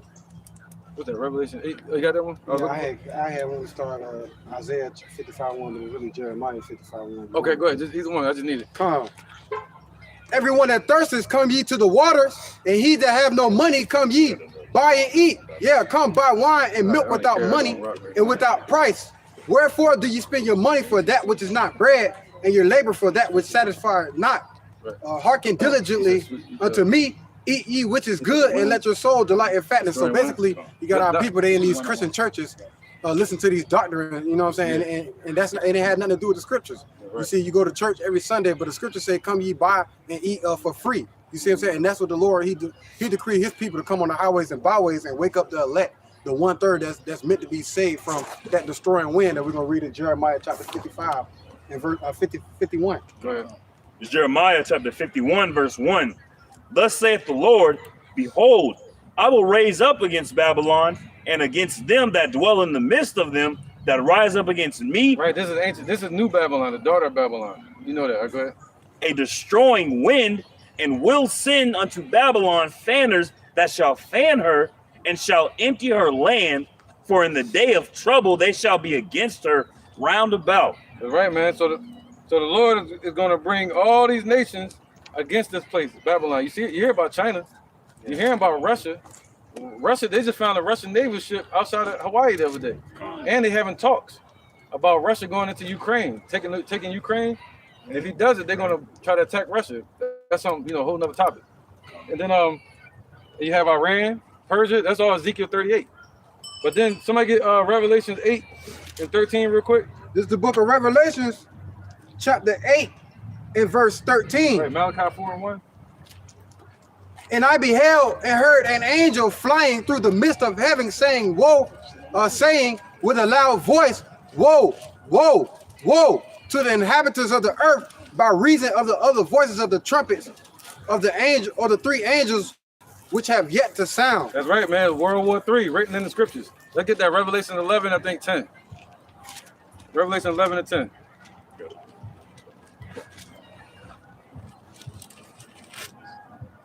Revelation chapter 11, verse 10. Yep. It says, and they that dwell upon the earth shall rejoice over them and make merry, and shall sing. Oh, go to 13. Go to 13. Yep. All right. This is chapter 13. 11, 13. Okay. This is Revelation chapter 11, verse 13. Ooh, Revelation 11 and 12. And the same hour was there a great earthquake. Right, so that's the missiles hitting. When the missiles hit, you hear ICBM missiles. They talk about, the Bible speaks about arrows being shot from one land to the other land, and it shakes the whole earth. and people eyes burning in their head, that's what's about to happen to these people, man. And you don't want to be a part of that. We don't. That's why we up here doing this. You got to do this to save your family. The women get saved through us. They get saved by us doing this work. All right, go ahead. It says, and the same hour there was a great earthquake, and the 10th part of the city fell. Right, the 10th part. America is separated into 10 FEMA zones. So that all of America, the Lord said He's gonna sweep this place with the besom of destruction. It's gonna be destroyed from one end all the way to the other. Precept. What did He say? He's not gonna destroy the earth with water anymore. He's gonna destroy it with fire. Right? Go ahead. And it says, Or 1 second. and the same hour was there a great earthquake, and the 10th part of the city fell. And in the earthquake were slain of men 7,000. 7,000 mean completion. If you look that word right there, it means an innumerable number. Meaning, who knows the number is going to be. All right, go ahead. It says, and the remnant were affrighted. And Right, we're going to be scared when we see that. Go ahead. It says, and the remnant were affrighted and gave glory to Yahweh, the God of heaven. Right, because He said, if you're in this truth, He said, what's that? The sixth trump shall have no power over you. I think it's in Job. Yep, go ahead. Verse Seventh 14. It says, Look at the point. the second woe is past. The second woe is past. You see that? The first World War was 1914. It was a 4-year war. It lasted to 1918. And then Hitler took over for Germany. He was a general. They raised him up. And then you had World War II. So now the second woe, the first woe is past. But the Lord said, what? They were like, that's it. They thought that was it at the First World War. Yeah, at the time they called it the Great War. They called it the Great War. They thought that was the end. And go ahead. It says, the second woe is past, The second woe is past. and behold, the third woe cometh quickly. That's right, man. The third woe coming quickly. But actually, I wanted this right here. Revelations 11 and 12. This is Revelation. Come on. This is Revelation chapter 11, verse 12. And they heard a great voice from heaven. 9 and 12. It's like it. No, my fault. It's Revelation chapter 9, verse 12. Yep. And the fourth angel sounded. 9 and 12? It's like it. You on 7. Yeah, right there. Fine. Revelation chapter 9, verse 12. Yep. One woe is past, One woe is past.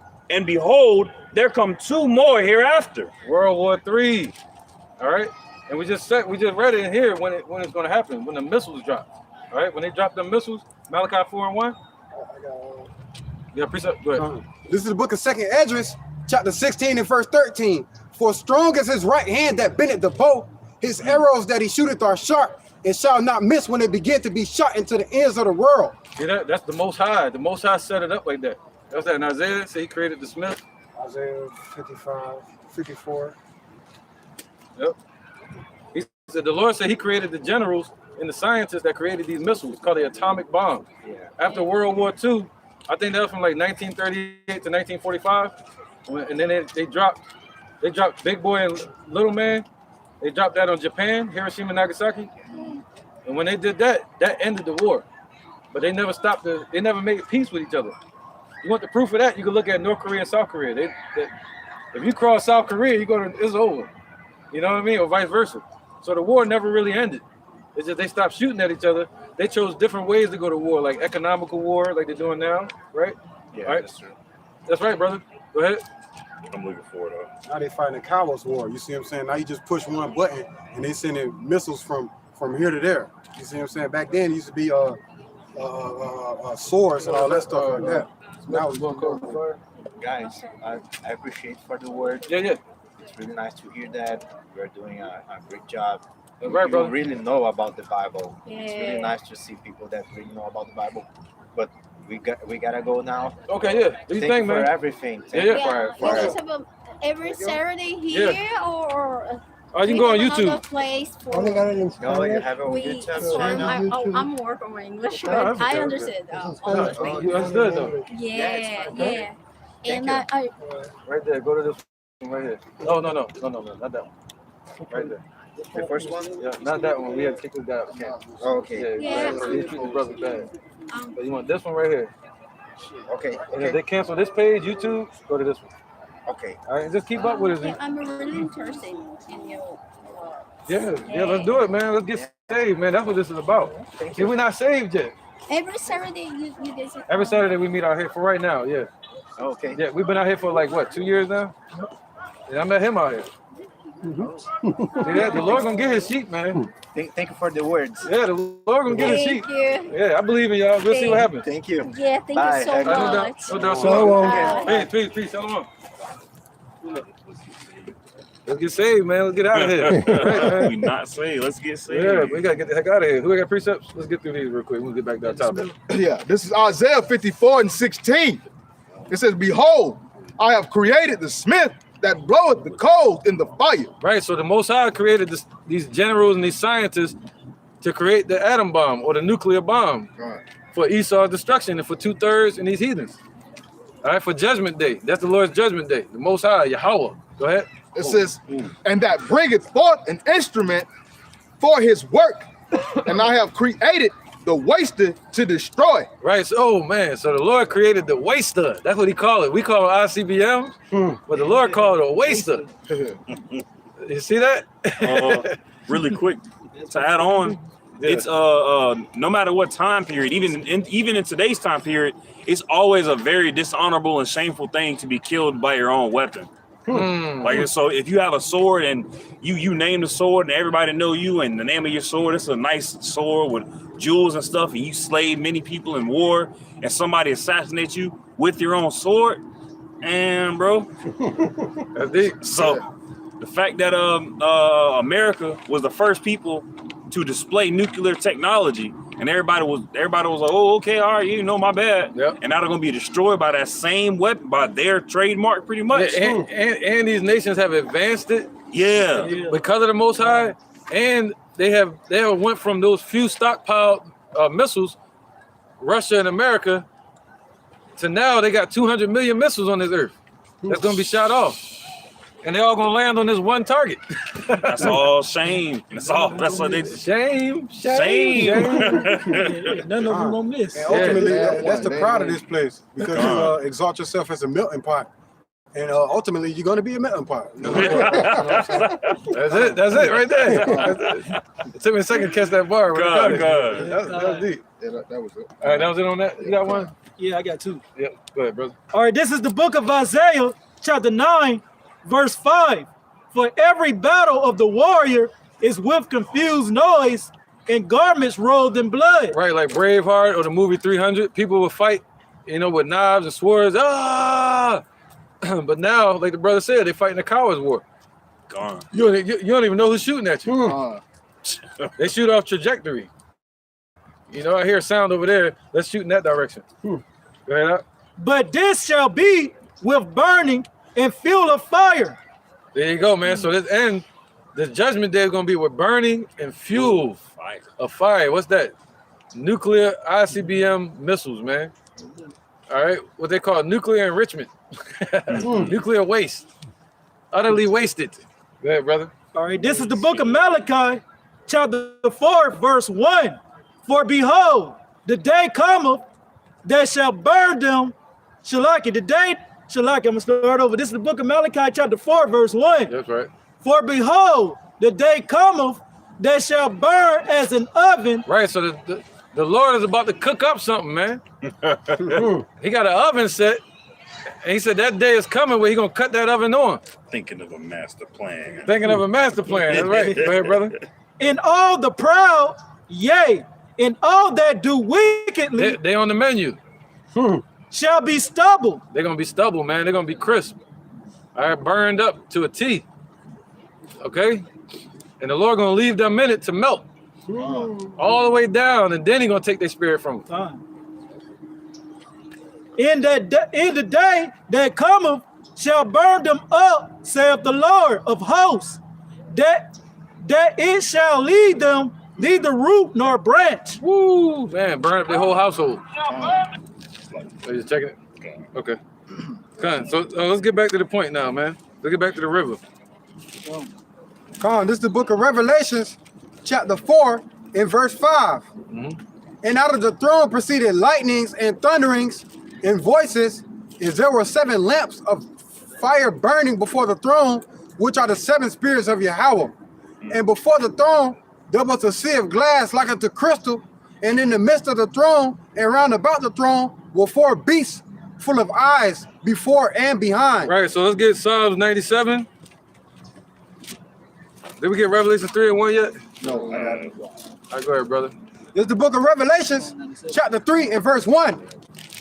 And unto the angel of the church in Sardis write these things, saying, he that have the 7 spirits of Yahweh. Right, so he that had the 7 spirits of the Most High. It's talking about Yahweh Shai, talking about the churches of Asia Minor that had angels over each church, which would be the men that were sent to those places, but they had to be anointed with the Spirit. All right, go ahead. And the 7 stars, I know thy works, that thou hast. Right, so you had the 7 spirits. My bad, I gotta stop you. Come. So the Lord has the 7 spirits, meaning the spirit of truth that he separated and gave to these men. All right, and the 7 stars represent what? The angels, and the angels are the men that the Lord sent to those churches. All right, go ahead, brother. I know thy works, that thou hast the name, that thou livest and art dead. Right, he was talking to that place saying he knows that they're in the truth, but they don't have any works to show for it. All right, so he was upset with them. All right, I think that's it on that one, right? So let's get that point. I'm just making a point about the 7 spirits. Psalms 97 and 1. All right. Go ahead. You got it up. Okay. It's Psalms chapter 97. You said verse 1? Yep. Verse 1. The Lord reigneth, let the earth rejoice. Let the multitude of the isles be glad thereof. Clouds and darkness are round about him. Wow, so this is his throne. We're still focusing on the Most High, his throne. All right. Clouds and darkness are about him, man. Go ahead. Righteousness and judgment are the habitation of his throne. There you go. All right. He judgeth righteously from his throne. A fire goeth before him and burneth up his enemies round about. His lightnings enlighted the world. Right. What did Yahweh Shai say? He said he's gonna what? He's gonna destroy them with consume them with the word of his mouth, and he's gonna destroy them with the brightness of his coming. All right, with the fire that goes before him. All right, go ahead, brother. Verse 4. His lightnings enlighted the world, the earth saw and trembled. The hills melted like wax at the presence of the Lord. Right, that happened. This happened. I'm gonna have to stop you a lot. Go on. When did this happen right here? All right, when did this happen? That happened during Mount Sinai, when Yahweh Shai came down on Mount Sinai, and that's the same one that's about to come and part the sky. All right, Yahweh Shai, man. Go ahead up. Verse 5. The hills melted like wax at the presence of the Lord, at the presence of the Lord, the whole earth. The heavens declared his righteousness, and all the people see his glory. That's right, man. Even today, they're going to see his glory, man. They're going to see it, man. Let's get it. Verse 7. Confounded be all they that serve graven images, that boast themselves of idols. That's right. Worship him, all ye gods. That's right, man. You'll be a fool to worship a damn idol. You know, they'll be fools to worship idols, man. Okay, go ahead. Verse 8. And destroy it. Sion heard and was glad, and the daughters of Judah rejoiced. Right, so the elect hear it. We hear about the Most High, and we're glad. All right, we hear the Lord's voice, and we're glad. All right, and he says Zion is going to rejoice. What's Zion? It represents the foundation of the elect. Okay, go ahead. Sion heard and was glad, and the daughters of Judah rejoiced because of thy judgments, O Yahweh. There you go. All right, so the elect are going to rejoice over the Lord's judgments. But Esau, they and these heathens and 2/3 of our people, they despise the Lord's judgments. They want America. They say they want Egypt to keep going. Make Egypt great again. That's right, man. They want to go back into Egypt. All right, go ahead, brother. All the way to 6. I'm past 6. Oh, you are? I was at 7. Okay. 8, I was at 8. All right, no, come. So let's get we already read that one. Let's deal with the 4 beasts and the full of eyes. Daniel 7 and 9, even though we already read it. I just want to focus on, he said, Daniel 7 and 9.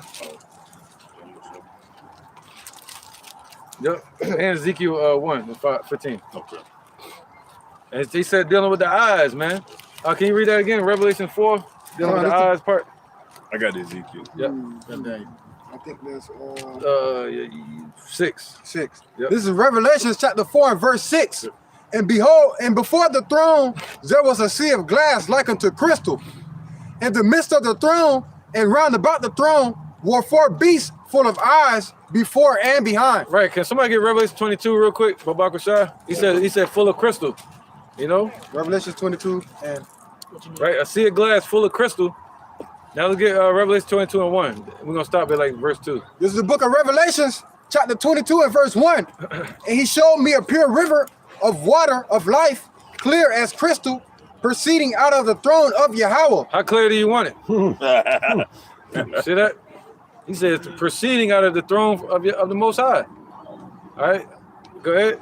And of the Lamb, Yahweh Shai, Oh, and of the Lamb. See, it goes from Yahweh to Yahweh Shai to where?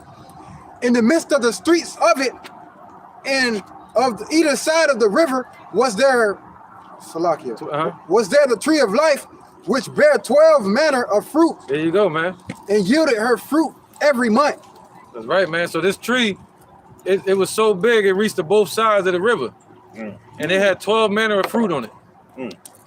And the leaves of the tree were the healing of the nations. Right, so the leaves of the tree, meaning the wisdom, all right, and what you're teaching is for the healing of our nation, of our people, all right? And that's what you use leaves for, to heal. You know what I'm saying? Let's get,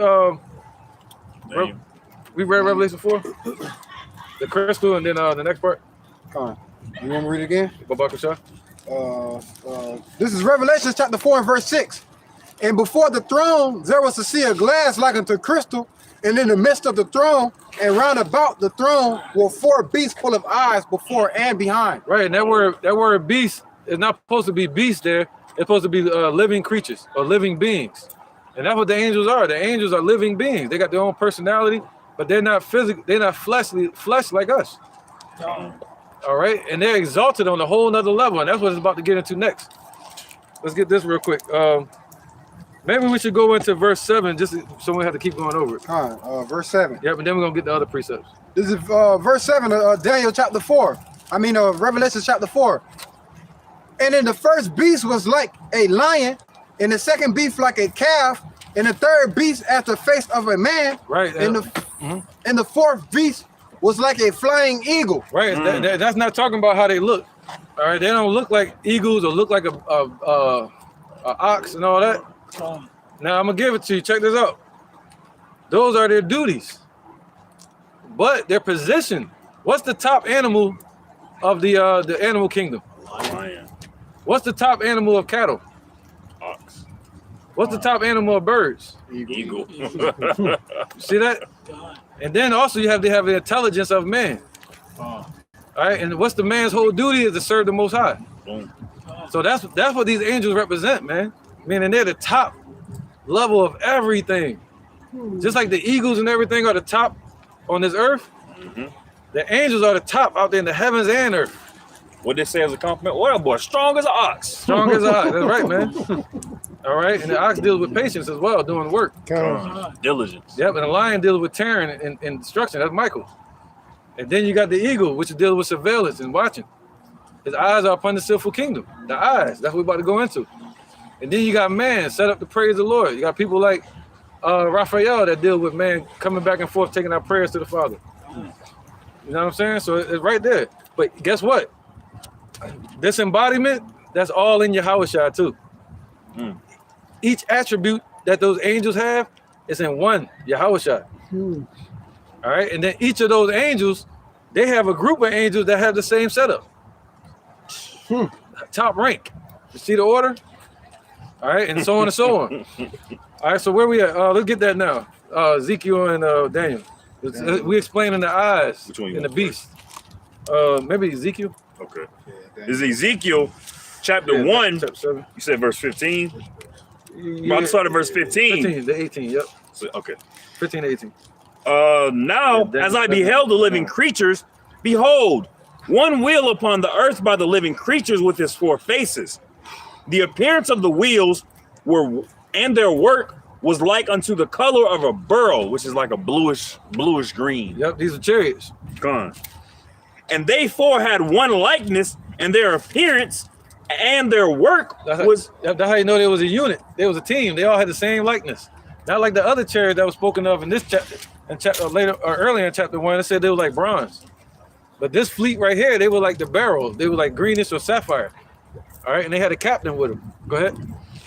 And they 4 had one likeness, and their appearance and their work was as it were a wheel in the middle of a wheel. There you go, man. Go ahead. Let's keep rocking. We know about that. Verse 17, when they went upon their four sides, and they turned and they returned not when they went. Right. He saw him moving just forward. All right. He saw him not turn or nothing. It was all moving as a unit. As for their rings, they were so high. Just like my bad. Just like a flock of ducks or birds. You'll see that one in the front, and then you'll see the rest of them following behind it. And each captain had 6 chariots with him. All right, 4 or 6. And that's what you see today. You'll see the chariots showing in V formation. Yep. That leader and his wings. Okay, go ahead. Verse 18, as for their rings, they were so high that they were dreadful. Right. What's that? The word rings represents something called strakes. If you look up strakes, yep. If you look up strakes, you'll see a plane, and they got strakes on it. Little pendulums that stick out that help it deal with the what you call that, angles? Aerodynamics, and you know, Flaps. yeah, like flaps. Yep. So these angels, the chariots got flaps on them to pierce through the air and through the waters out there, Shemayim. Edges. Yeah, that's right, brother. They were so high that it was scary, right? Intimidating. Let's get it. And their rings were full of eyes round about them 4. Whoa, and their rings. See that? The rings represent the edges of them, and they had windows. And it was full of windows and people looking through the windows. All right? Verse 19, and when the living creatures went, the wheels went by them. Right, so when they walked, the chariots were right with them. Okay, go ahead. Just like on Dragon Ball Z. And when the living creatures were lifted up from the earth, the wheels were lifted up. Right, so it's like your car.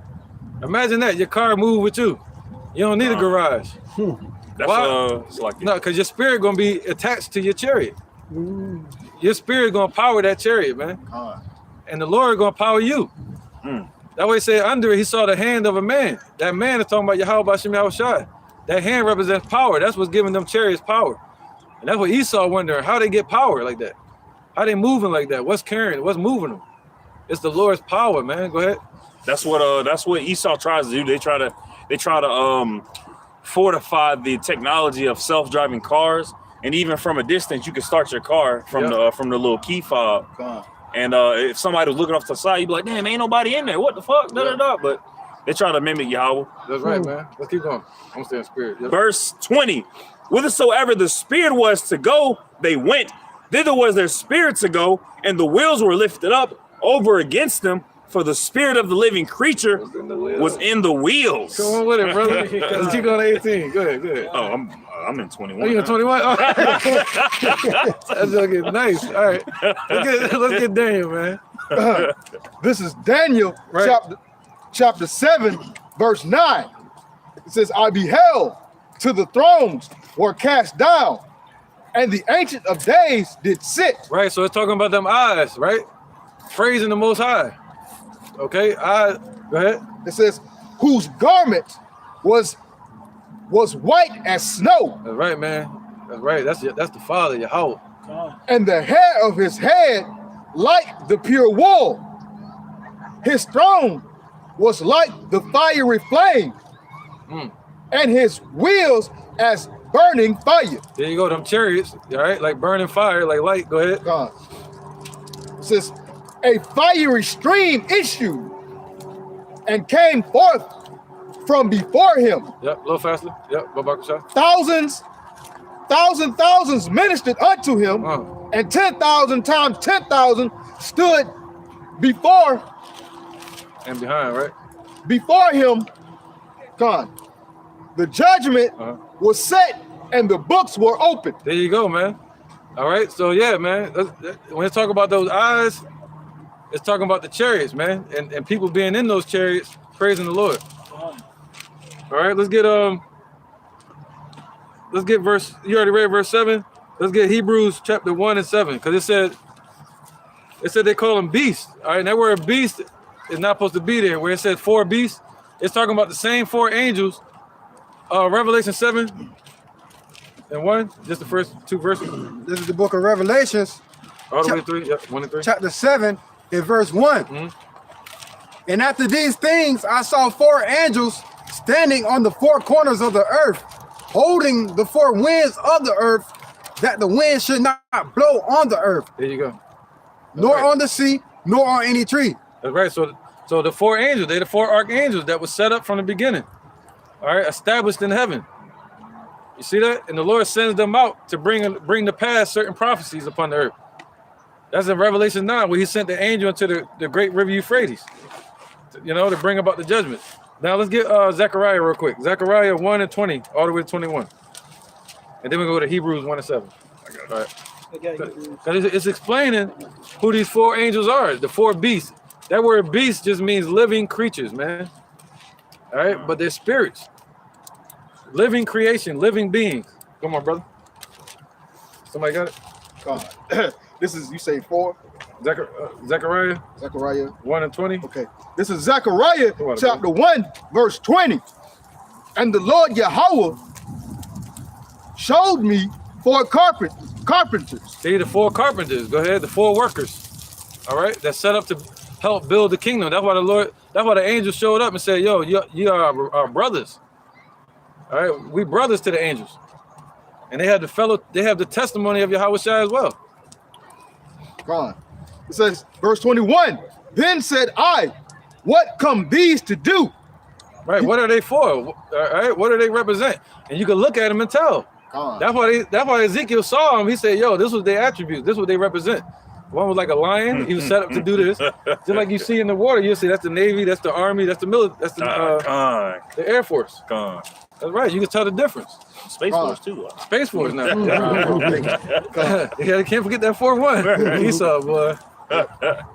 It says, then said I, what come these to do? And he spake, saying, these are the horns which have scattered Judah. Right, talking about the 4 horns. Now you have the kingdoms that was spoken of in Daniel chapter 7, where it said Assyrian Empire, Persian and the Mede Empire, the Greek Empire and the Roman Empire. That's 4. Go ahead. It says, but these 4 carpenters are set up to go against them. The Lord gonna send his angels against them. Go ahead. It says, these are the horns which have scattered Judah. Right, the Lord used these horns to scatter us. God. So that no... No, just go ahead. Just go ahead. It says, so that no man did lift up his head. Oh. Revelation 13. Yep. It jumped in my mind and jumped out. It came back. My bad, man. 1 second. God. Where is it at, man? Is it this one? 13 and what? Is it this one? 13 is 13 and 2. No, that might not be it. Hold on. He said I saw another little horn. There you go. Oh. There you go. Let's go into 13 and 11. Revelation chapter 13, verse 11.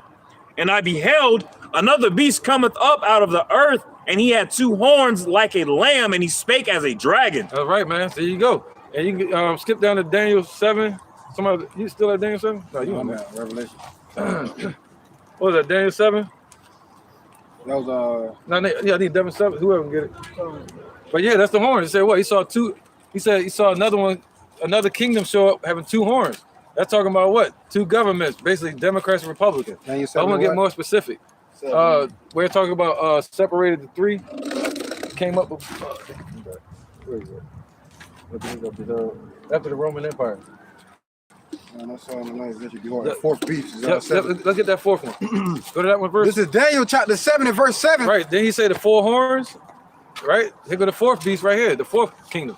And after this, I saw in a night vision, and behold, a 4th beast, dreadful and terrible, and strong exceedingly, and it had great iron teeth, and it devoured and brake in pieces, and stamped the residue with its feet of it, and it was diverse from all the beasts that were before it. Right. Well, why did the Lord call them beasts? See, the Lord called these heathens brute beasts upon the earth. But then brute living beings, wicked, self-willed. But then these beasts that's up in the heavens, these angels, these living beings, they do the will of the Father. See the difference? All right, go ahead. And it had 10 horns. Right, it had 10 horns, the European Union, the 10 common markets of Roman Empire. I considered the horns, and behold, there came up among them another little horn, before whom there was three, and the first horn plucked up by the roots. Right. They're talking about Spain, Britain, and France. All right. We ain't got to get into it, though. But now he said what? Another little horn, right? Another little horn, the government. Go ahead. And behold, in this horn were eyes like the eyes of man, and their mouth speaking great things. There you go. That deals with their surveillance and all this, the CIA, you know, the FBI. That's the eyes. All right, go ahead. Nakar, whoever's reading. Oh, Revelation. Revelation. Revelation chapter 13, verse 11. Oh, we done with that one. Okay. Hebrews. Zechariah, the horn. Okay. Go back to the horn part. It says, okay, I'm gonna start it from the top. This is Zechariah 1:21. A little faster, bro. Then said I, what come these to do? Right. And he spake, saying, these are the horns which have scattered Judah, so that no man did lift up his head. Right. Then the Assyrian scatterers. Didn't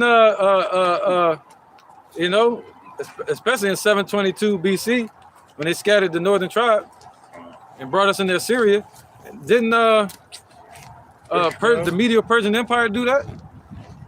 You know, well, actually, who else? The Babylonian Empire, the Greek and Roman Empire, they did that. All right, that's not 5 kingdoms, that's 4, because the Babylon and Assyria, they were the same people. Keep going. It says, these are the horns which have scattered Judah, so that no man did lift up his head. That's right, man. But these are come to fray them. Right, so these angels, these 4 archangels, or these 4 angels, Michael's the only one that's set up as an archangel. He's right up under Yahushua. All right, he said what? They're set up to chase away these horns, these kingdoms, man, to destroy them, to chase to flight. That's what it means, to fray them. That was it on that? Oh no. Okay, but these are come to fray them, to cast out the horns of the Gentiles, which lift up their horn over the land of Judah to scatter it. There you go, man. All right, so that's why the angels are set up. Now let's get that in Hebrews, because the word beast there, it means what? Living beings. All right, and as I was explaining to the brothers before the other brothers came up, where it said they got a lion, the head like a lion, an eagle, an ox, and a man, those are all the top animals on the earth. You know, so these angels are the top in the heavens. Top among the animal kingdom, the lion. Top amongst the cattle, the ox. Top amongst the birds, the eagle. All right, then you got man, dealing with the praise of the Lord. All right, go ahead. It's Hebrews chapter 1. But they're living. They're living, but they're not human. Ain't that something? Hebrews chapter 1, verse 7. And of the angels he saith, who maketh his angels spirit and ministers a flame, a fire, flame of fire. There you go. So the Lord made his angels spirits and his ministers a flaming fire, just like he made the sun, moon, and the stars, as it speaks of in the book of Psalms. He's saying that he's over everything. The Most High Yahweh, that's his name. His son Yahushua. All right, that's his true name. His name ain't Jesus. Jesus is the devil. Jesus means Zeus. That's the other white meat. All right. Yeah, we got what's her name? Gangsta Boo over here. Yeah, looking back and shit. But where we at, man? Where was that? We done with that one, right? Let's get back to the river, brother. Revelation 4.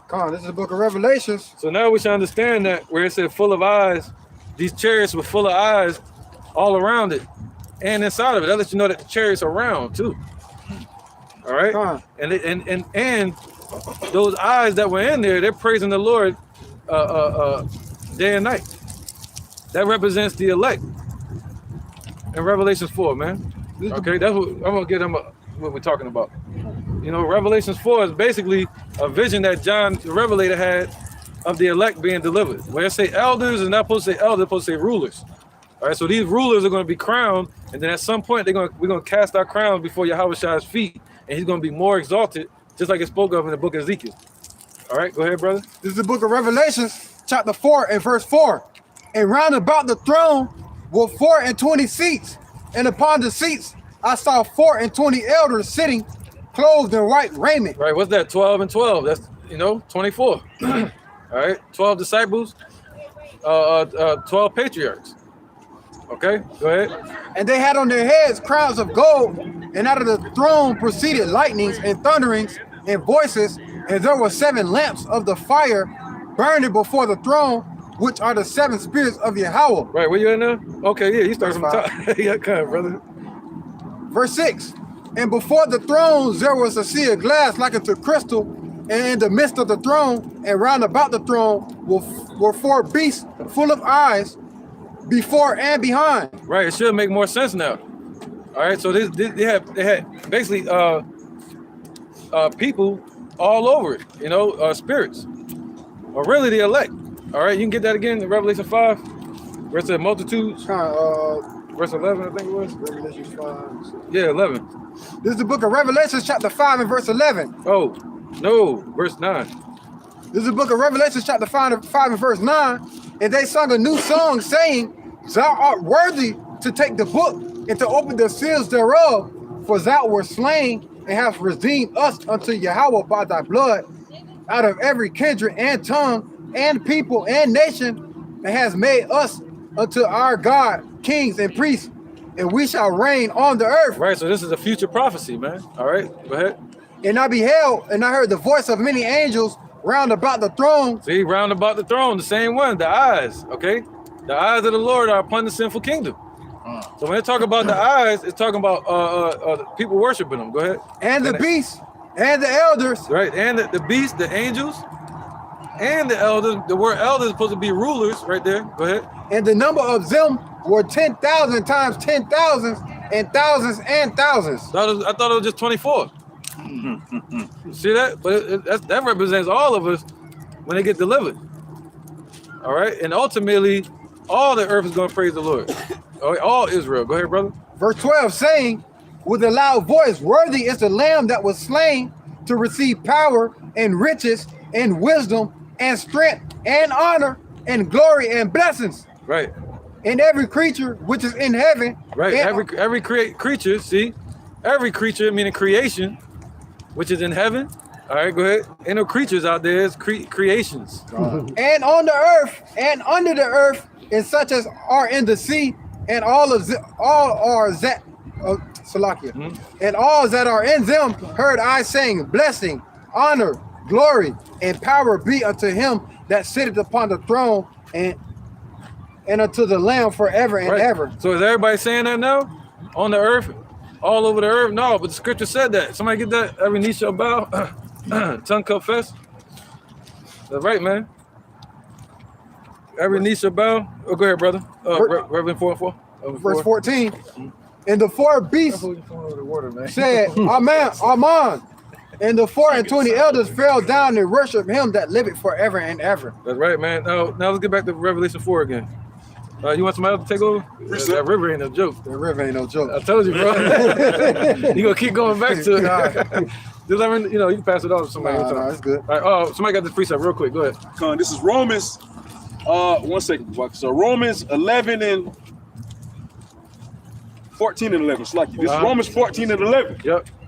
It says, for it is written, as I live, saith the Lord, Yahweh B'Shem Yahushai, every knee shall bow to me, and every tongue shall confess to Yahweh. That's right, man. That's right. So you see that?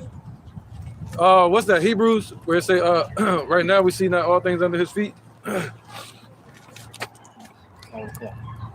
Anybody know where that's at? We see the Lord, little Lord and the angels. Hebrews. I have not. Let me know. I get it.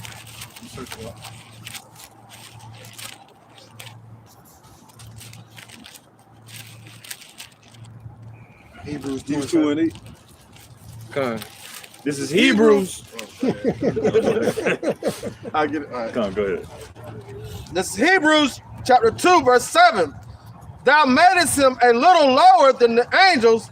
Thou crownest him with the glory and honor, and didst set him over the works of thy hands.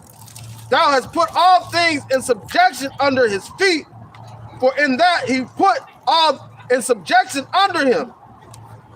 He left nothing that was not put under him, but now we see. Oh, but so everything is under Yahushua, man. Even Yahushua is ruling right now.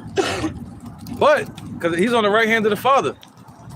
But when he was on the earth, we saw him as what? Go ahead. It says, you want to start over at 8? I see, but we see. Okay, it says, but now we see not yet all things put under him. There you go, man. But someday, like John the Revelator saw, he saw everything put under him.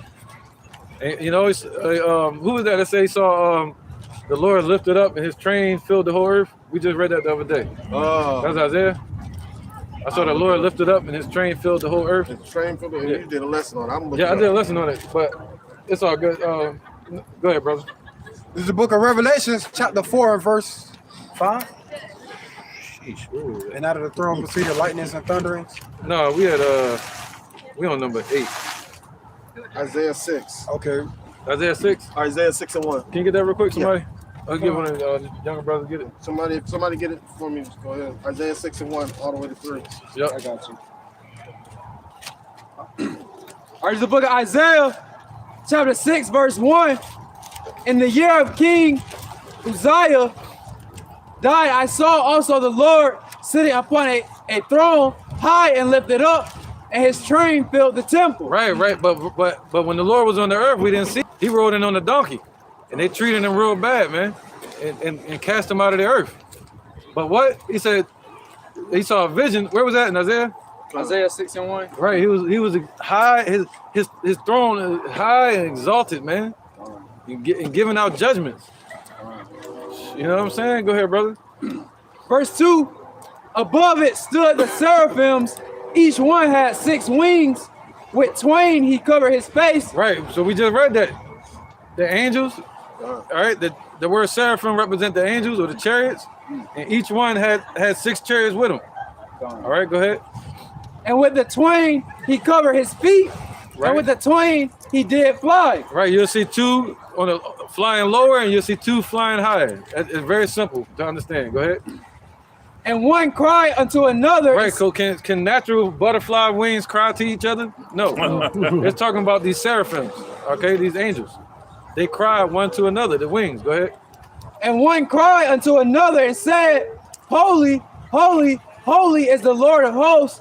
The whole earth is full of his glory. Come on with it, man. And that represents Revelation 4 and Revelation 5 once again. All right, this is the vision of the whole earth being covered in the Lord's glory, meaning his elect being on the earth and the Lord taking over everything, man. Putting everything under him. Go ahead, Canuck. Where you was at? That next verse? No, that was No, whoever read. Yeah. No, I'm talking about the Hebrew. Oh. Somebody reading Hebrew. Oh, okay. Hebrews 2.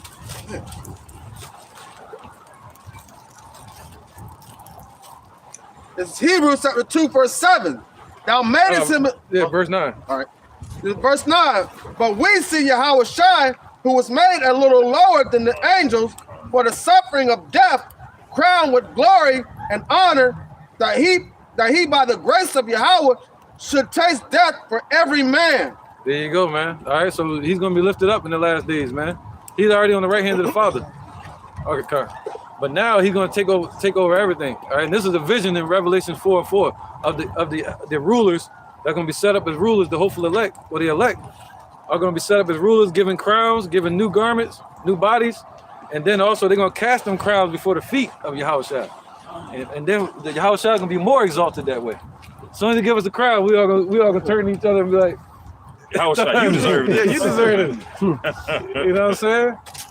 So Apostle Har might be at the lead, or King David. And he might throw his down there first, and then everybody gonna follow suit. The river. Let's get back to it. Verse 8. Yeah, verse 8.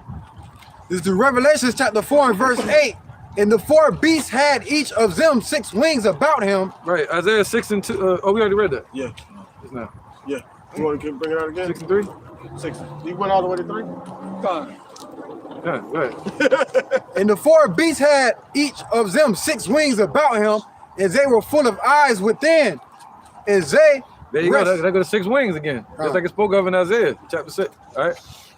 And they rest not day and night, saying, Holy, holy, holy. That's right, man. Just like we rest not day and night. You know, even today on this earth. But when he gives us the power You know, we're gonna be saying holy, holy, holy to Yahushua, man, forever. Lord Yahweh Ba'Shem Yahushua Almighty, which was and is to come. Right, that's power, man. He was in the past, before Abraham, then and in Egypt, and with Daniel, and 2,000 years ago, and he is today. He's on the right hand of the Father, and he is to come in the future. We were looking for him in the future. That's power, man. That's omnipotence. Let's get it. Verse 9. And when those beasts give glory and honor and thanks to him that sat on the throne. Right, the angels, again, they're not beasts, but they're living beings. All right, go ahead, brother. Who liveth forever and ever. The 24 elders fall down before him that sat on the throne and worship him that liveth forever and ever, and cast their crowns before the throne, saying, Thou art worthy, O Lord, to receive glory and honor and power, for thou hast created all things, and for thy pleasures they are and were created. There you go, man. All right, and now we're gonna see that everything that we see was really created for the Lord's pleasure. What's that? John 1:1. Somebody get that? Everything was made for him, by him. Yep. You want to get Colossians as a precept? Yeah, why not, right? And let's get this too, just to get that more clarity on that 12. I got that John 1. Okay. Oh no, Boss got it. Go ahead. Nice and loud, brother. This is John chapter 1 and verse 1. In the beginning was the Word, and the Word was with God, and the Word was God. Right, so Yahushua is a God himself, a power himself. He was with the angels and Yahweh from the beginning. Go ahead. He was and is to come. Go ahead. The same was it in the beginning with God. Yep, keep going. With power, he was in the beginning with the powers. Yep. All things were made by him, and without him was not anything made that was made. Right, so we see that everything was made for his pleasure. We're gonna really know that in the last days. Go ahead. In him was life, and life was the light of men. Colossians. That's the one, Colossians, right? Yeah. Yeah, that's the one. Yeah, yeah. All right. This is Colossians. The what, brother? Chapter 1, verse 15. Yep.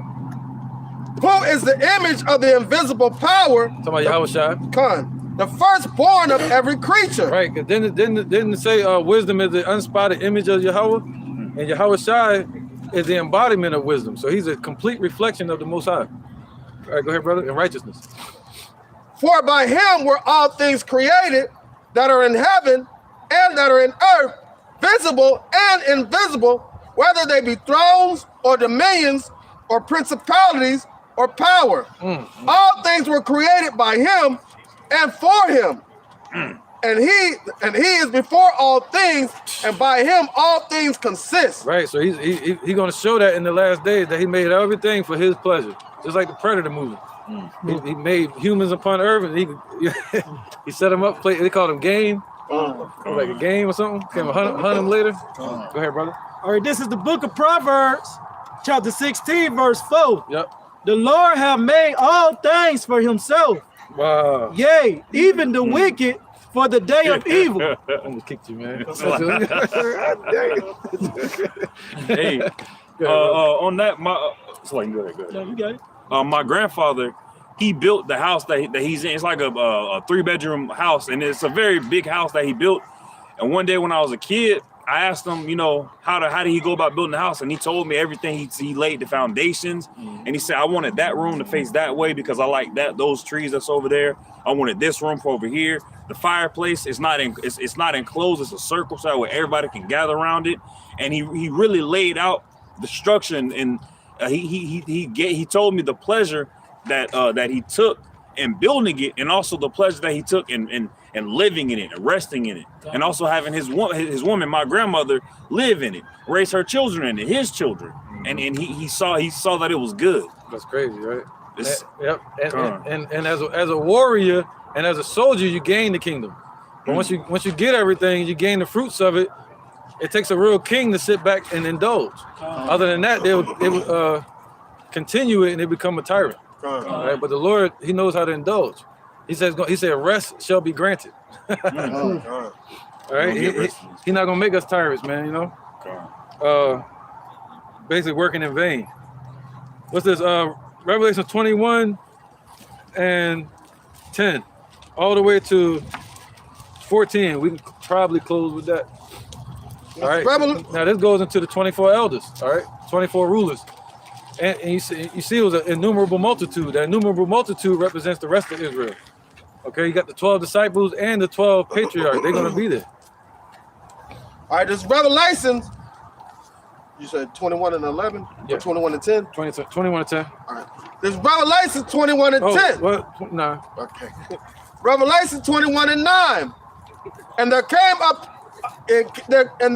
unto me one of the 7 angels, which had the 7 vials full of the 7 last plagues, and talked with me, saying, Come hither, I will show thee the bride, the Lamb's wife. There you go, man. Yep, go ahead. And he carried me away in the spirit to a great and high mountain, and showed me a great city, the holy Jerusalem, descending out of heaven from Yahweh, having the glory of Yahweh, and her light was like unto a stone most precious. Right, this is after we praise the Lord, man. You know, we up there praising the Lord, come back down here ready to kick some ass. You know, we up there saying holy, holy, holy, and then we come down here putting holes in people. All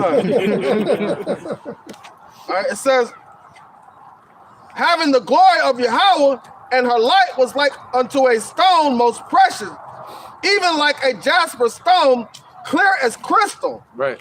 So even like a jasper stone, meaning what? That's that pure river. And the Lord gonna give that to the elect. They're gonna be pure. That word clear means pure. All right. The pure Holy Spirit, meaning making us perfect in spirit and body. All right. Pure understanding, purity of the laws. Perfect, man. Wisdom. Go ahead, brother. And had a wall great and high. Right. So that was the 12, right? It said 12 foundations? No, not yet. Okay, go ahead. All right. It says, and had a wall great and high, and had 12 gates. There you go. And at the gates 12 angels, and names written therein. There you go. See that? Go ahead.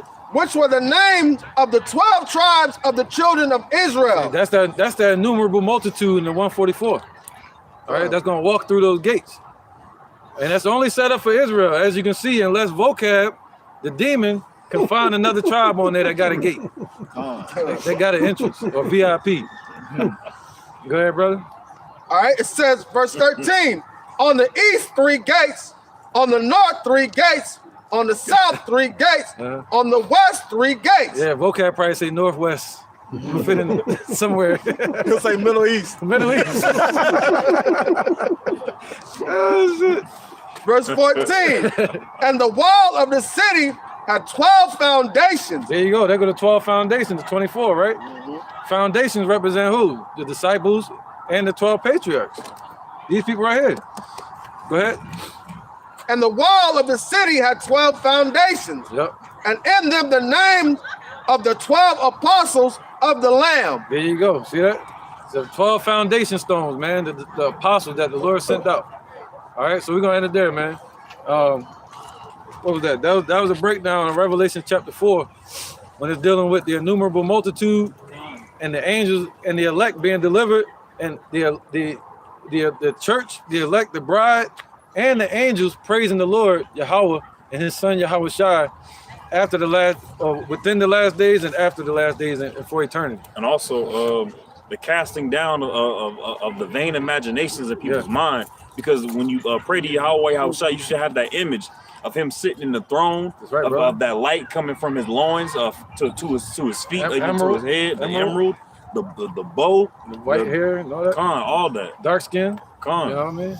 Voices, the sound of many waters, all that. Sound like reverb. It said reverb. It literally says that, reverbation. So he did it before T-Pain. All right, so that's right, man. We're gonna end it there, man. And yeah, that's right, man. Hope y'all edified. All right, and we're gonna say call, Halayim, La, Yahweh, Ba'ashem, Yahweh Ba'ashem, Ha, Rakah, Kodash, Ma'amah. All right, double honor to the elder apostles of GMS and the elders, and shalom to you, Akim and Akwatim, and children that still believe in sincerity and truth. around the four corners of the earth. Hopefully this was strengthening to you and edifying to you and your family, man, that believe. All right, shalom. Shalom. Eat.